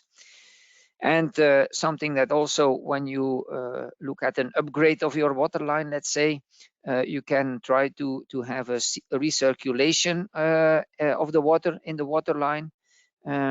That means that you need a van at the end of the water line, especially when a new batch arrives and the water has remained stationary for a while. It might be unsafe with nitrite intoxication, and that's something we see, I wouldn't say frequently, but every year there are some cases of nitrate intoxication in swine herds, and mainly linked to water that has been stationary for a longer period and where bacteria have made this toxic compound. Here are some pictures of how it can be or go wrong, or is very difficult to work with the water line. So you have the header tank that is very high up. So you need to climb a ladder or things that are wrong in the tubes, old vans that don't work anymore. Then when you go and look at the water, already the water aspect is rather black than transparent, so that shouldn't be too good quality of water. Other things, the tanks, you can see here, they have a strong, a rather brown color, so are uncleaned. I would presume if you take a sample of the tank, then you see residues of, for example, antibiotics that have been used over the years, which means that if you want to do a vaccination with a live oral vaccine in that tank, your vaccine is already dead before it arrives to the pigs. Other nice pictures on the inside of the tube. So the depositions here, it's small depositions, you could say. This is already a bit more. So what are these depositions? They can be calcium and other molecules, but combined mostly also with antibiotic residues that go there, and then there is biofilm in it, and then again a deposition of another thing, and at the end you end up with a tube that has only 1/10 of its capacity. And of course, your pigs can't get enough water at the end of the water line because the water pressure is not okay anymore.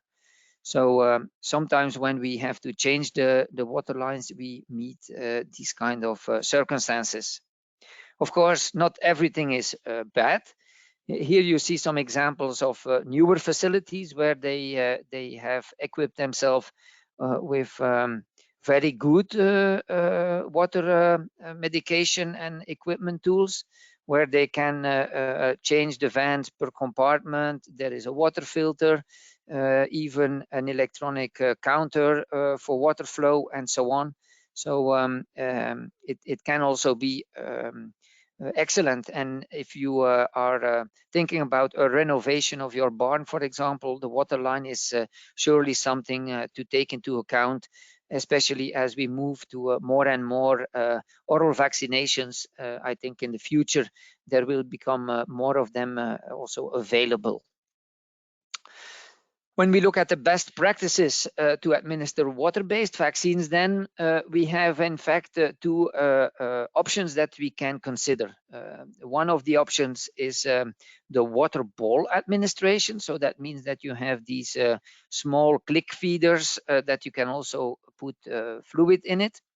And these can be used for specific pens to be vaccinated. So if you don't need to vaccinate the whole barn, but some pens, or you need to vaccinate suckling piglets for some diseases through oral vaccination, then these suckling piglets have, of course, a very limited interest in the water line and in the water nipple. So the chance of having them consume the oral vaccine within due time is very little. So we have to take the water ball administration in that case. Also, for early post-wean piglets, the water ball administration could be a good choice because they are not yet very acquainted with the place of their new drinker. So the chance of them consuming the oral vaccine very quickly is again not high. And indeed, if we have any questions or doubts about water quality or water line equipment on a farm, we could also have take the choice of performing a water ball administration of the water-based vaccines. Another option is, of course, the water line administration. This is very suitable for later post-wean piglets, so somewhere in the post-weaning phase in the nursery, or for younger fatteners, which are already quite used to their drinker. Also in farms with well-equipped water line and possibilities to dose per compartment, with an electronic or a mechanical doser, but which is well suitable for these applications, this is really a good choice. Of course, we need to be sure that the water quality is okay, checked and guaranteed, and so there is an easy to access in-water dosing system, preferably not header tanks, because I don't like to climb the ladder to go for a vaccination. So here's some real-life examples of a vaccination we regularly perform in suckling piglets, where we prepare the vaccine in a bucket, and then we have a big mixing tank where we put water. We also put some electrolyte solution to have a tasty solution, and then some stabilizer is also included in order to guarantee a long life of the oral vaccine. Then, of course, after the mixing process, we can just tap the vaccine solution into buckets, and we can distribute the right amount in these water balls, and then piglets spontaneously come and drink, and this way we can vaccinate like 1,000, 1,500, and even 2,000 piglets within 1 hour with little or no big effort. Of course, to do that, you need to prepare yourself a little bit, and that's why we need to calculate the water ball administration volume on beforehand. And that means that prior to the first vaccination, we need to check the piglet water consumption. Especially in suckling piglets, that's very important, because depending on how they are fed, if they are fed dry feed or they get some kind of smoothie or a liquid feed or something, they can have quite a variable consumption per piglet. In post-wean piglets, that's a bit more easy, and there we mostly take an assumption. But the day prior to vaccination, let's say we do a tryout, not in all pens, but in a significant number of pens to have an impression of, okay, is it 1 liter we need to give to one pen, or is it rather 800 ml or 1500? Indeed, in that range, it varies a lot. On the day of vaccination, then we prepare the vaccine solution according to the formula, which I have shown here an example in Excel on the right hand side. So taking into account the consumption volume, the number of piglets to vaccinate, and of course also the number of liters that we need to treat with the vaccine on that specific day. Best practices further on is when we look at the water line, is an easy to adapt inclusion rate, which means that your dosing equipment can be adjusted between 0.1 and 2% inclusion rate. The advantage of an electronic dosing system is that it has a water meter incorporated, which also means that we have a good knowledge of the amount of water that is consumed throughout or over a certain period of time. So we can look at the water consumption, for example, 1 day before vaccination at the exactly same time point. Let's say if we want to vaccinate at 9 o'clock, then the day before we look at the same water consumption over 4 hours from 9 till 13 hours. Be also aware of a clean dosing pump. So if the dosing pump is also used before for distribution of antibiotics, then be aware that it is well rinsed before we can have it used for live vaccination administration. So for the water line also we have some calculation example. The water consumption, for example, in a 4-hour period on the day before vaccination was in this example 500 liters, and the dosing pump inclusion rate we put at 1%. Then the required stock volume to solubilize our oral vaccine would be 5 liters. We resuspend the required amount of vaccine doses then in the maximum stock volume of these 5 liters, and that should then be consumed in 4 hours after resuspension. Be aware that on the market available water-based vaccines also don't like antimicrobials before or after vaccination, and in most cases that is an antibiotic-free window of 3 days before and 3 days after vaccination. Now, another question that we get regularly from pig farmers is, how do we know that all pigs have had the vaccine when given in these kind of water-based administration systems? Well, of course, you never know if all pigs have consumed sufficient volume, but the clinical results will tell you. What we can do is, of course, we can take some precautions to improve the water consumption by making them thirsty. So cut the water supply for a few hours before vaccination. Don't provide liquid feed to the suckling piglets half day before vaccination, and provide a tasty solution with electrolytes to promote the consumption. Of course, we have some learnings from the poultry industry. So already for a long time, many poultry vaccines are administered orally through the water line. I have listed some of them here on the left side, but I don't know any poultry farmers that do bother about if the animals have consumed the vaccine if all animals have consumed the vaccine. Why is that? Because most vaccines provide a kind of group immunity, and if more than 99.5% of them have been vaccinated, of the animals have been vaccinated, then the others that would not be, let's say, having been vaccinated at 100%, they will not disturb the build-up vaccination immunity. So in conclusion, water-based vaccinations are considered to be animal-friendly, safe, convenient, and perfect to protect against some intestinal diseases through the local immunity. and they are adaptable to the specific age to be vaccinated. Suckling piglets mostly through the water bowl. If we look at post-wean piglets and young fatteners, then we can use the water line. And that's the end of my story. Thank you for your attention. Thank you very much for that, Frederick. Again, it's really interesting to hear about the different options available to people, and we'll pick up some questions at the end.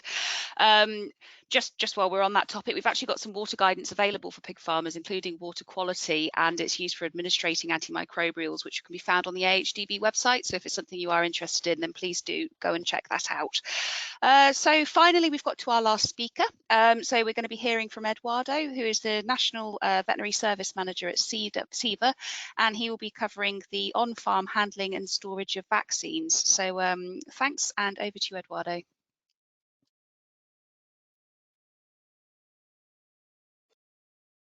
Hello, everybody. Thank you very much for the invite today. Hopefully you are enjoying the meeting so far, and you're actually getting plenty of valuable take-home messages with you today. So now we're going to focus on the storage of handling of the vaccines. As you have heard already many times today, vaccination is one of the most effective and useful tools that we have to control disease on farm. Unfortunately, sometimes due to external reasons, the vaccine failure can happen. The vaccine can lose its potential. The vaccine efficacy can be reduced. And here you have a list of some of these factors that can be involved. So the one that we're going to be focusing now is number 4.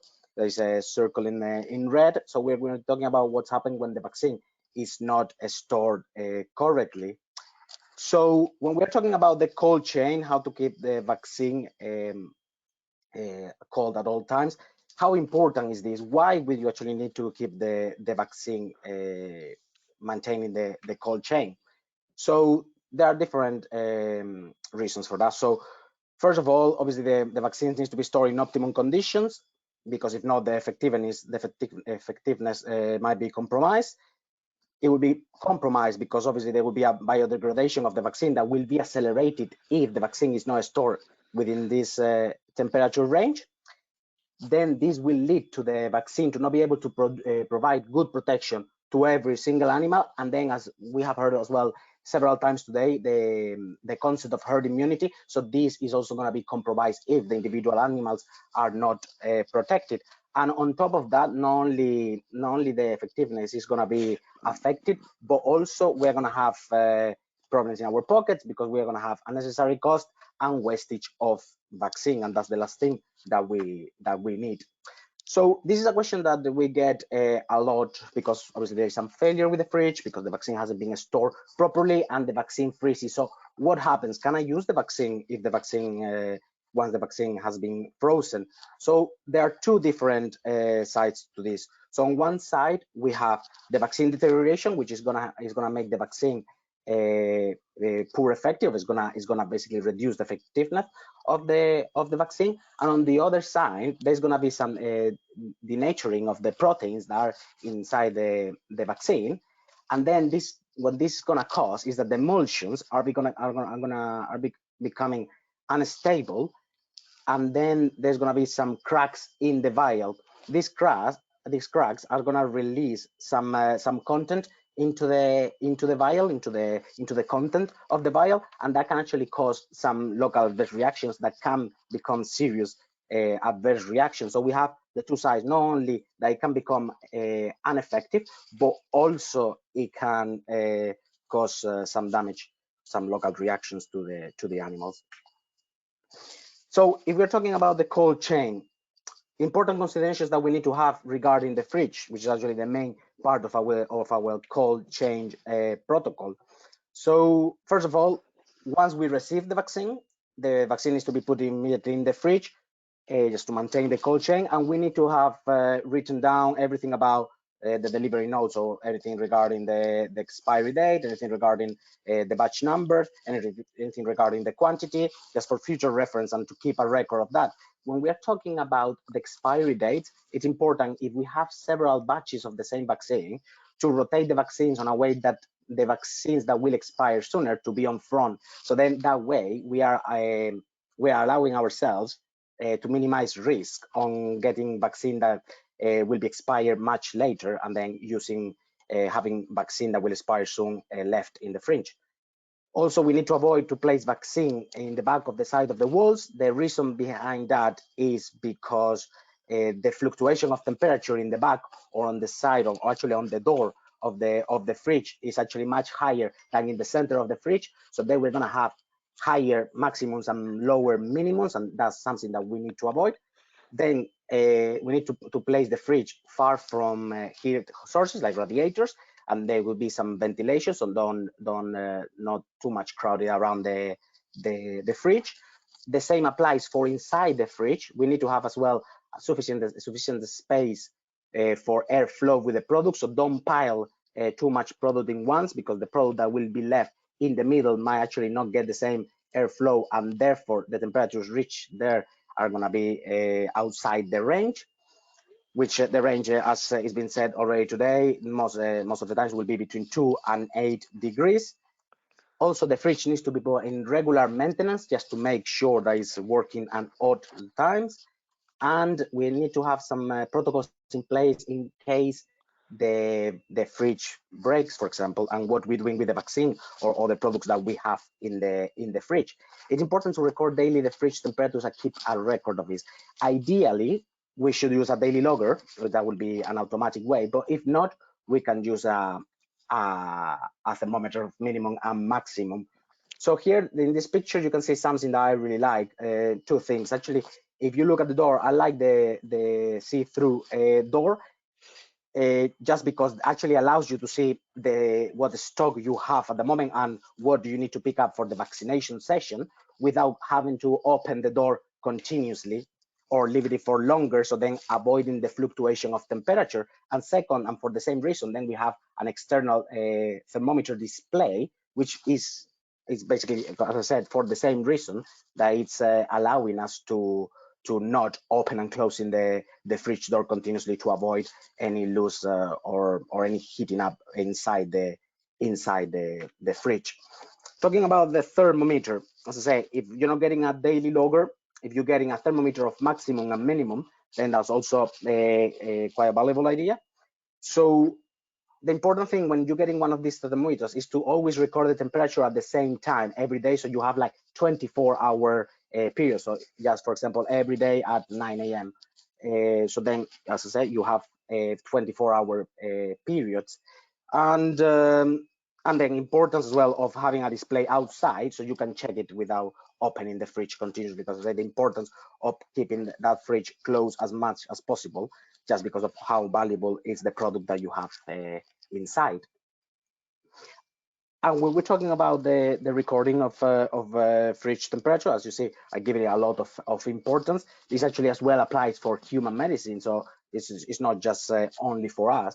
We have what is called the 4 R's. So it's read, record, reset, and react. I mean, it's self-explanatory, but it's just to have the daily reading of the temperature, then to record this temperature in a recorded sheet, and then reset the thermometer just to check in order every 24 hours, so you can have the maximum and the minimum all the time reset.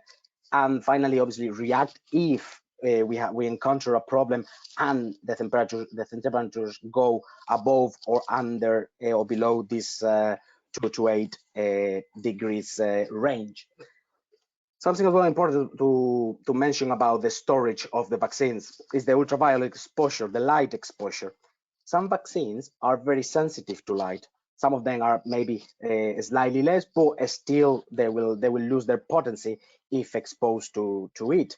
Now, this is not only important for sunlight, but also strong artificial light can also cause this loss of potency in the vaccines. So it's important as well, once we get the vaccines, to keep them in the original packaging for as long as we can in the fridge, to avoid and to minimize this risk. So important things to have in consideration before using the vaccines. First of all, shake well. Just the reason for it is to have a homogeneous mix. It's important as well once if we have bubbles or not to allow it to settle before injecting the animals. Then we need to allow it to reach to room temperature. Obviously, this needs to be done progressively because if not, if we actually cause to the vaccine a temperature shock, we are actually going to have more problems than the benefits. And as well, it's important to get it to room temperature because if given too cold, we can actually as well cause some reactions, some adverse reactions in the animals. And also as well, be aware of the season weather conditions. What I'm meaning with this is like if you're going for a vaccination session outside, obviously it's not the same in summer as in winter because of the heat. So just always try to take the amount of vaccine that you're going to use in that vaccination session to basically not allow the vaccine to be that long outside of the fridge. Now, when assessing the protocols on farm, I think this is actually a very important point. You actually need to audit what are you doing on farm. You need to check, okay, where we are right now, which departments we actually doing the right things, and in which departments, in which areas we need to actually improve. And this can be done like a self-assessment, or your vet can do it for you following an assessment. And then regarding the staff training, this is actually very, very important. And it's like everybody who is involved in the vaccination task should be aware of the requirements and obviously to be compliant with the storage and handling. As I say, this actually, you are spending money on those vaccines. The last thing that you want is by a mistake to actually have a failure. So obviously with the training, what we're trying to do is minimize the potential mistakes that can happen during the vaccination session. And then just talking about the conclusions. So what to do and what you don't do on the farm. So things that you need to do, as I mentioned before, we need to ensure that the fridge is working properly, that the vaccines are kept within the temperature range to prevent accidental freezing, and that's basically it depends on us where we actually locate the vaccine, and to keep the vaccine in the fridge with a regular maintenance, to check the expiry dates of the product, to obviously avoid contaminated product coming back into the fridge. Important always to follow the manufacturer's guidelines. And then if anything goes wrong, always keep copies of any products that you actually are using on the farm, so you can have easy access to them in case of like self-injection or bad use of the product. And what you don't do is obviously you don't store any food or laboratory samples in the medicine fridge. As it was mentioned before, do not use any unreliable fridge. Do you use any discarded fridge from the kitchen? Do not store anything contaminated inside of the fridge, and do not expose to sunlight or a strong artificial light. Just a couple of samples here, like examples, so you can see a fridge working at 5.5 degrees, and obviously always in there with the right picture. Always check that the fridge has been defrosted. And just the last thing, just to mention that NOAA, the National Office of Animal Health, they have been working since 2019 in this campaign called #VaccinesWork, and they have a lot of very good infographics there that you can download, you can print and use in the farm, that will be really helpful for you and your staff. And yeah, just wanted to thank you for your attention, and if there's any questions, I will be happy to answer. That was brilliant. Thank you, Eduardo. Some really important take-home messages there for us all. I've just been told that for Twitter users, we've actually got a poll running at the moment asking where you store your vaccines. So if you want to get stuck into that conversation, please do. It's all interesting information. I'm very aware of the time. We are due a Q&A session that we will go to now. It's going to be a little bit cut short. So if you have asked questions, and we have had really quite a lot come through, so thank you very much for that. I think we're going to have to cap it to a question per speaker for now, and then anything that we don't get to, we will respond to you after this event. So we'll get to that covered. So I'm going to hand over now to Andrew and Pat, who will be going through this. If anyone does need to dash off due to the overrun, please don't forget this is being recorded, so you can watch back later if you have to. But thanks. So over to you, Andrew. Thank you, Pippa. Let's get the ball rolling. First question for Lisanne, who started the presentations. Lisanne, given the work when you go onto farms with vaccinations and stuff like that, what percentage of farm fridges do you, in your opinion, are still not maybe up to spec, or what they should really be at for storing vaccines today, sort of thing? Very good question. Too many is the answer. Too many. Can you hear me? Yeah, too Yep. many. So I don't have a percentage on it, but having foodstuffs in the fridge is not unusual.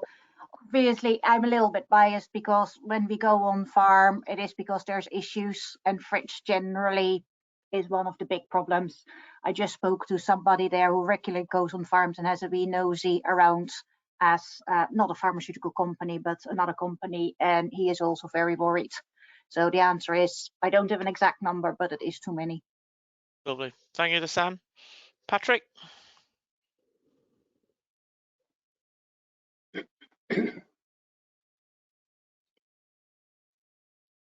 You there, A Pat? question for Stephen.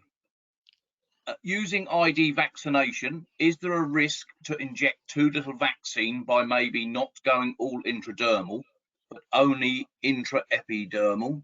And how could this be detected or prevented? I think the only real risk comes really from vial placement. Really, if you're not careful about where you place your vial, there is a chance that you could underdose. So I think that's the important part of that. But by and large, I don't think it's an issue. What was the second part? That's a very good question. Someone's just wiped the question off. How can you tell whether it's whoever? Can you put the question back up, or is it now? Hang on. Right, hang on. If you click on show answer Yeah, question, just yeah.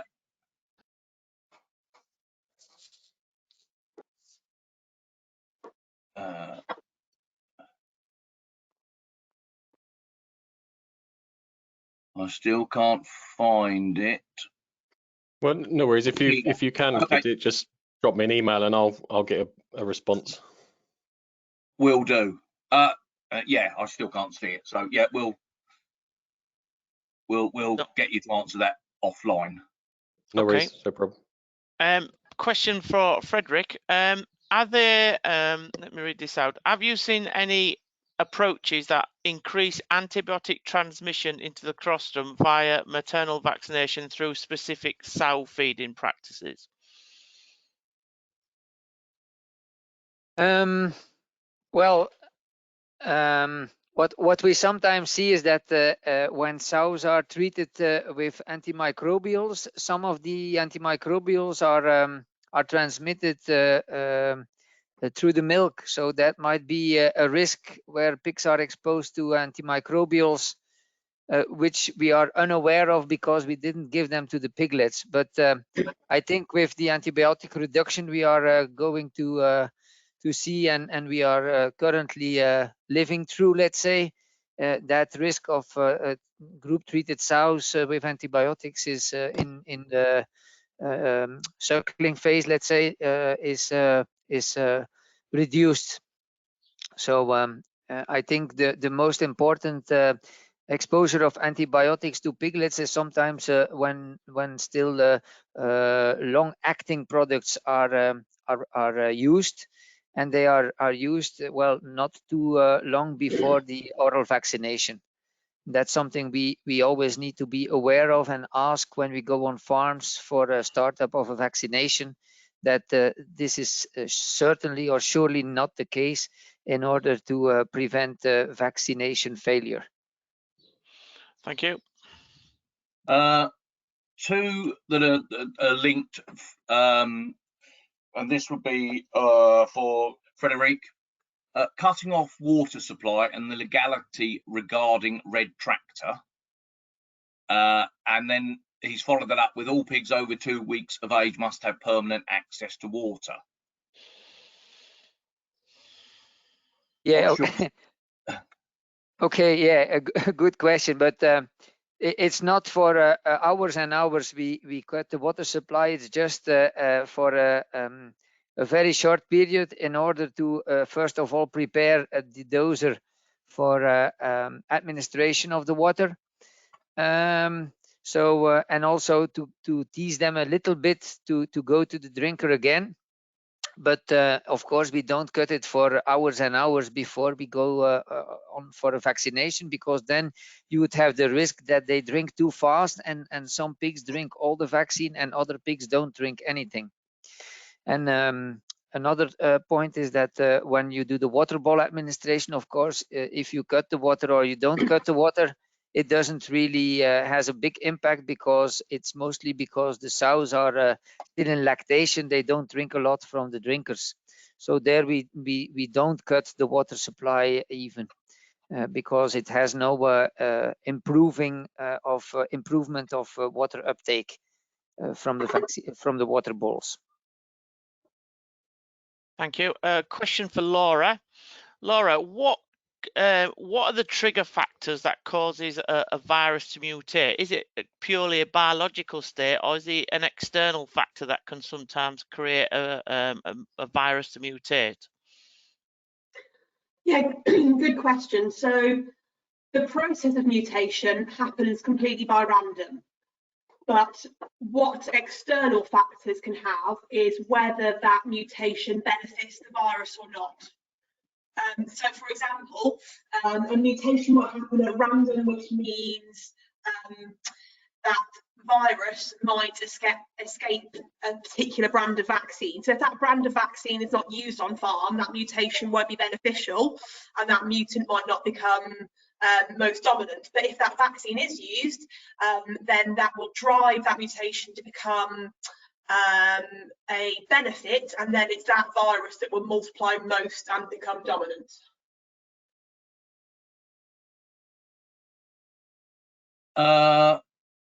Whoever would like to answer this one, feel free.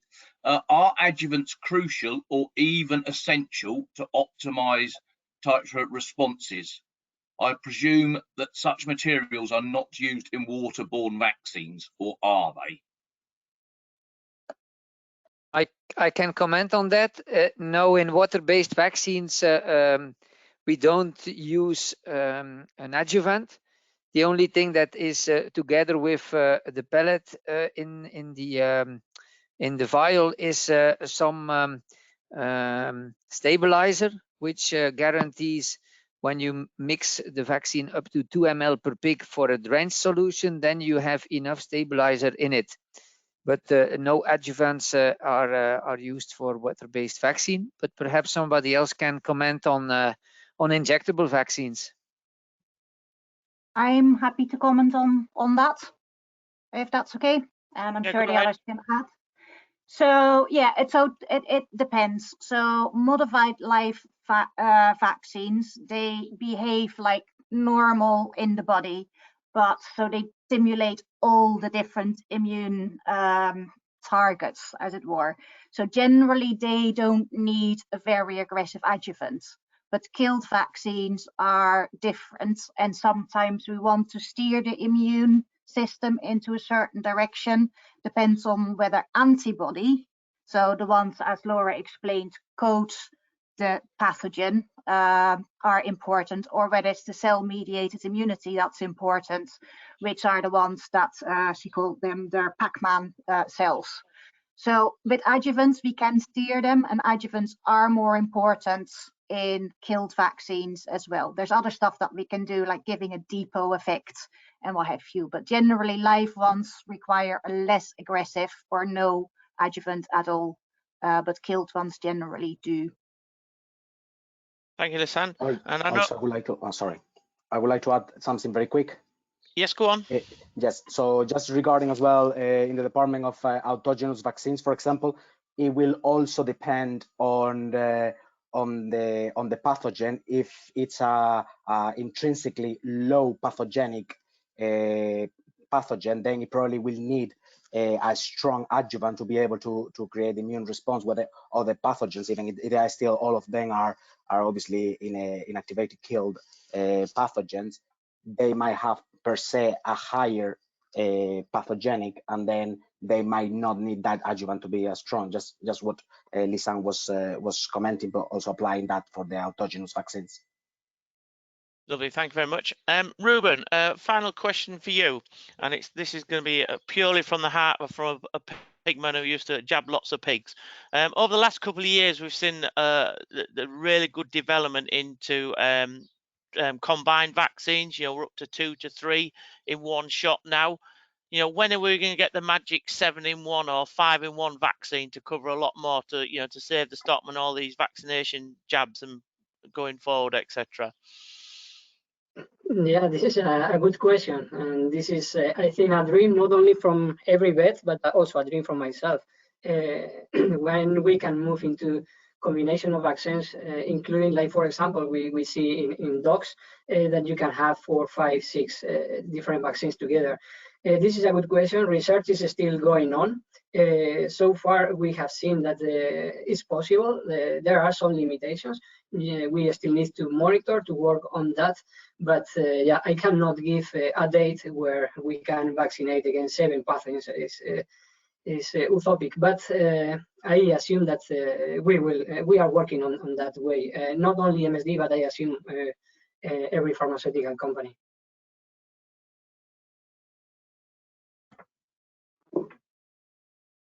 Brilliant.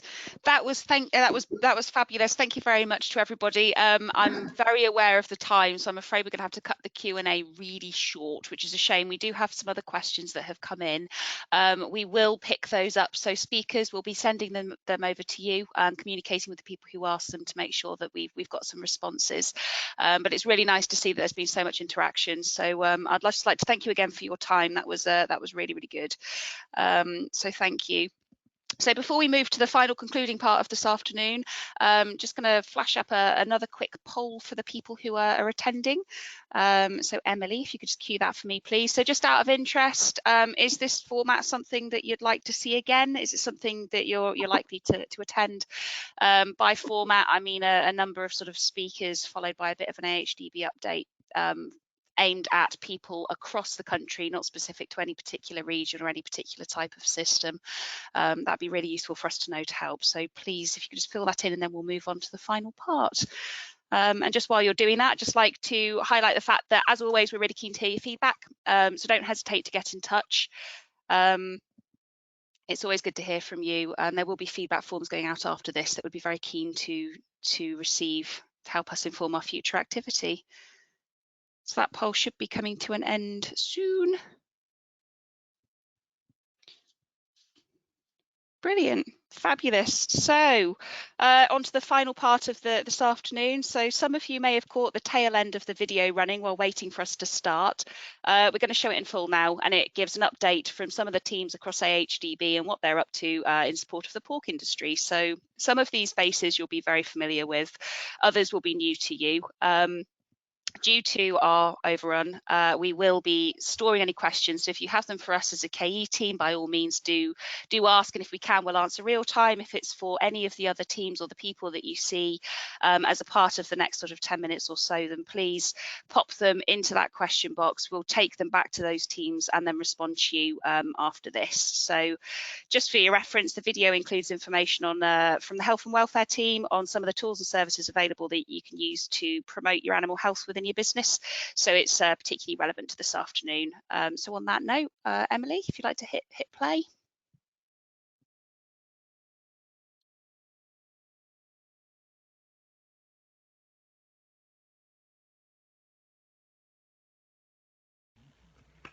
Hello, I'm Stasha. I work with my colleague Carrie on the retail engagement side of the business. So what that basically means is that we are the conduits between AHDB and the retailer supermarkets.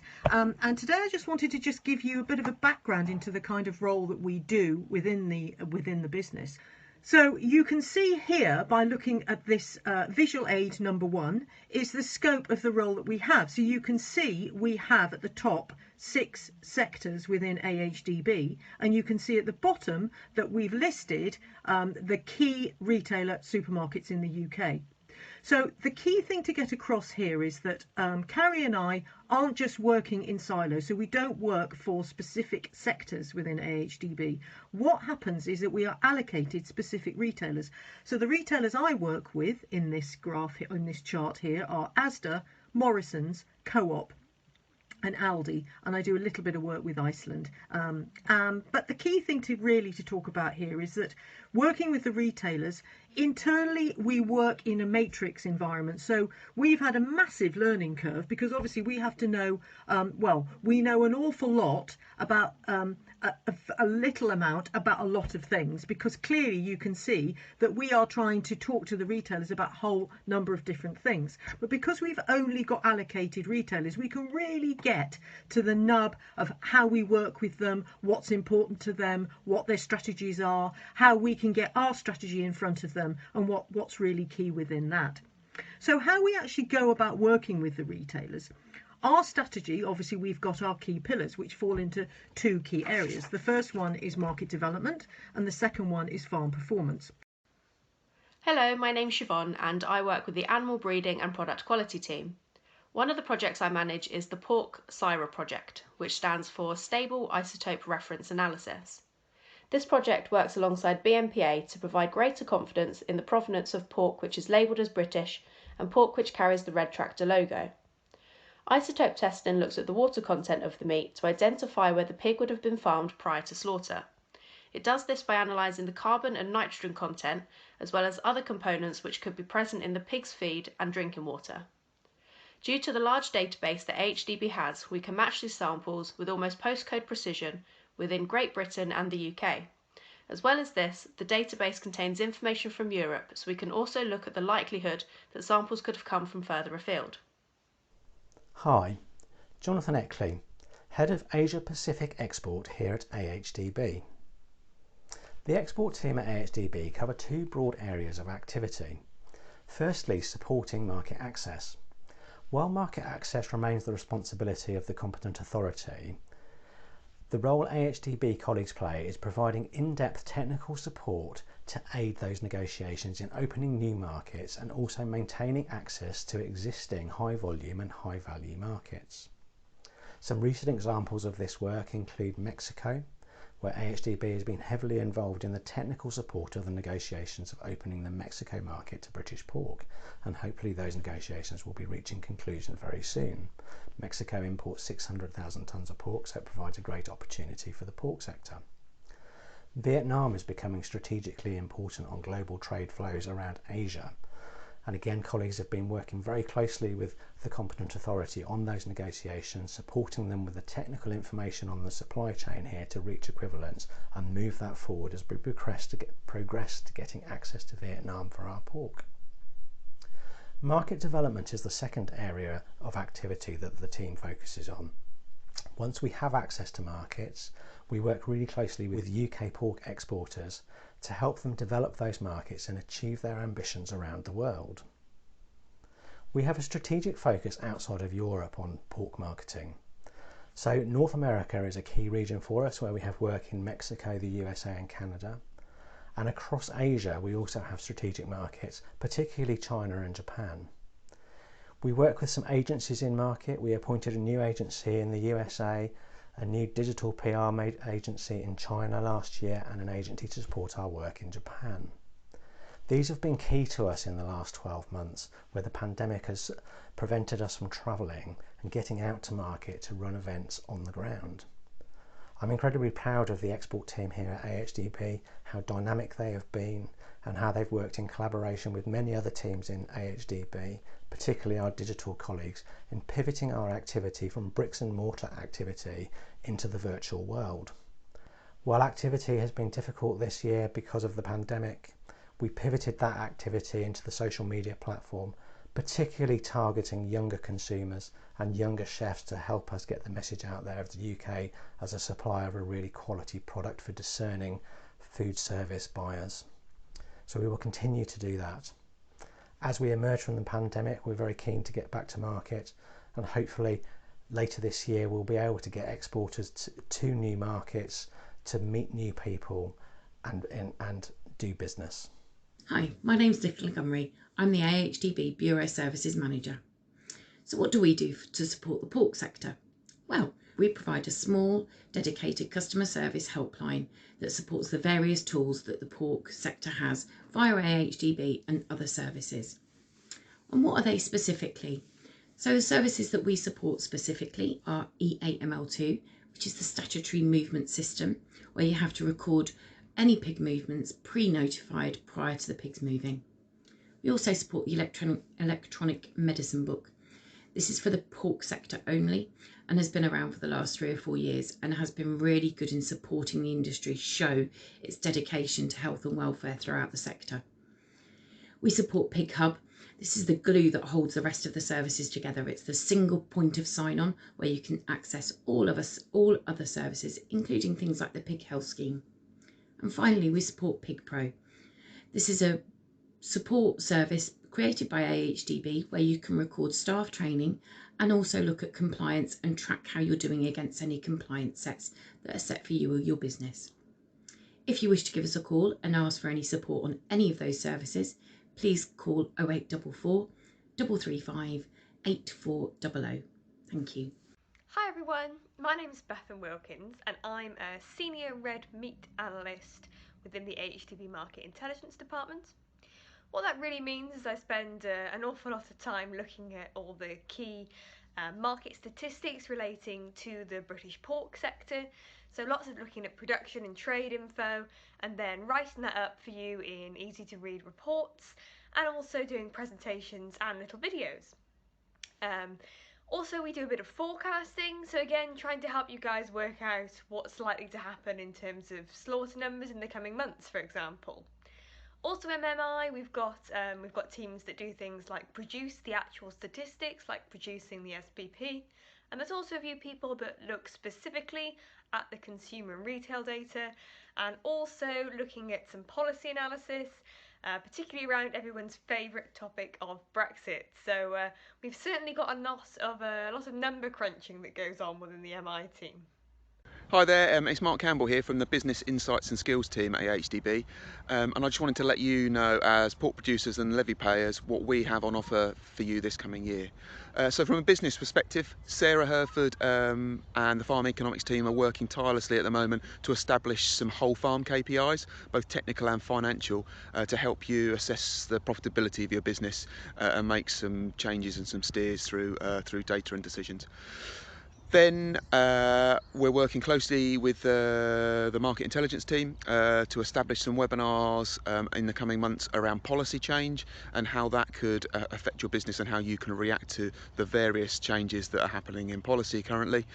And then from myself and Amy Burke, from a workforce and a skills and an agri-leader perspective, we're joining forces, and we're going to focus on the capacity planning, so right number of people at the right time, and skills to ensure that you can establish your businesses as we move through the future years. The Pork Knowledge Transfer team can be found out and about supporting trials and research across the UK. We also produce all of the digital resources for pork across AHDB's offerings. Hi everyone, my name's Becky. I'm the Senior Marcoms Manager in Levy Payer Communications here at AHDB, working with my 2 team colleagues, Miriam and Aisha. It's really nice to have been asked by our KE team to get involved in this evening and help to explain to you the work that we do here at AHDB. And really in Marcoms we get involved with all sorts of requests and departments across the business. Our job is to be here to try and make sure that you as a levy payer know about everything that we do, and the biggest ways that we do that really are through our Pork Weekly newsletter, which comes out every Friday. And if you haven't signed up to that and you want to, you can do so on the AHDB website. And we also make sure that we run regular features in some of the industry titles like Practical Pigs magazine, and you'll probably recognise our Pink Pages insert that we put into Pig World on a regular basis. We also help with communicating the events that we do here and organising our presence at some of the industry shows like Pig and Poultry and Pigs Tomorrow. And the other major job that we have in Marcoms is running our social channels. So it's very likely that you will get a response from either myself, Miriam, or Aisha if you have ever sent a message in to us asking for more information. It's such a brief overview on a short video, but I really hope it helps to provide you with an overview of the work that we do here in Levy Payer Comms. Hello everyone, my name is Naya. I work in the events team in AHDB. I'm based in one of the regional offices on the outskirts of York. In events, we offer professional services delivering over 1,000 events annually. This includes supporting the organization of the stock person training, Guild Watch and the small scale producer work for pork. I want to take this opportunity to thank all the pork levy payers who have taken part in our face-to-face and online events over the years, especially keeping the spirits high in this current scenario. Personally, as an events team member, it is very important for me to ensure the event has met your expectations, and this can only be achieved if we receive valuable feedback from all the attendees. We use this feedback to replicate successful events, grow from challenges, and improve our next event so that you can get the best out of your levy. So thank you to all who have completed our feedback surveys in the past, and please can I ask you to continue to do so in the future. This will help us to deliver effective and relevant content and provide the best possible service that we can for the pork industry. Thank you. Hello, I'm Jen, the Head of Pork Knowledge Exchange at AHDB. The KE team includes the Knowledge Transfer, or KT team, that Ben's already spoken about, and also the KE Fields team. The Fields team role is to engage with industry, producers, levy payers and stakeholders.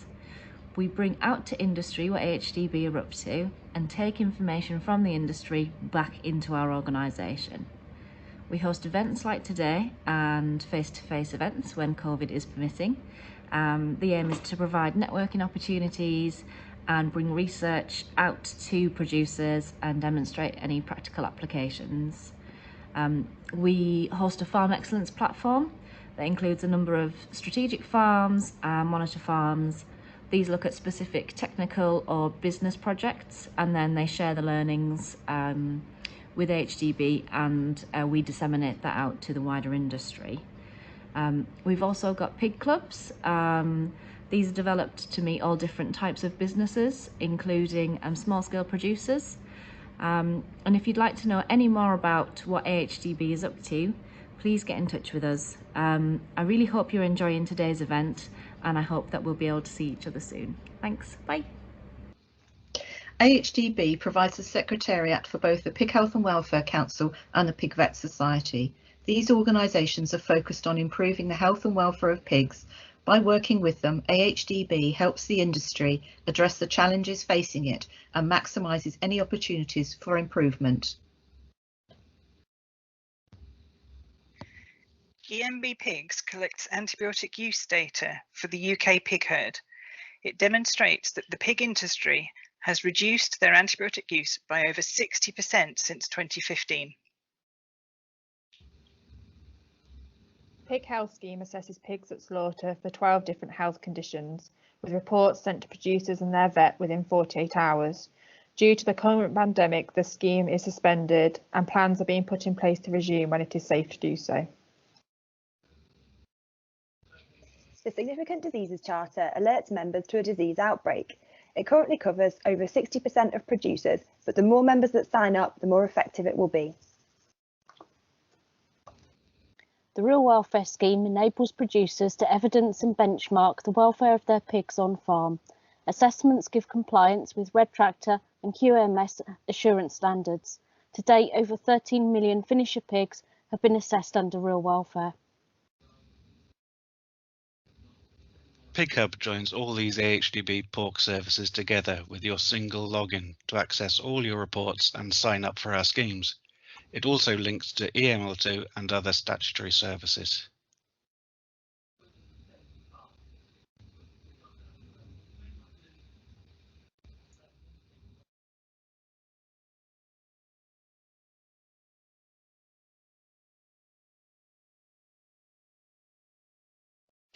Brilliant. Right. Thank you for everybody. Just a final word of thanks to everyone who's participated in, contributed to and attended this afternoon, especially our speakers.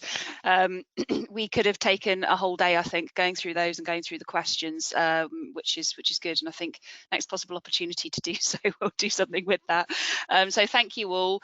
As mentioned repeatedly, we are super keen to hear from you, what you're interested in and what you'd like to hear more about. So please do keep in touch with us. We look forward to hearing from you all again soon. Thank you again for sticking with it this evening. I hope it's been really interesting and we look forward to seeing you again soon. Thanks very much all. Bye.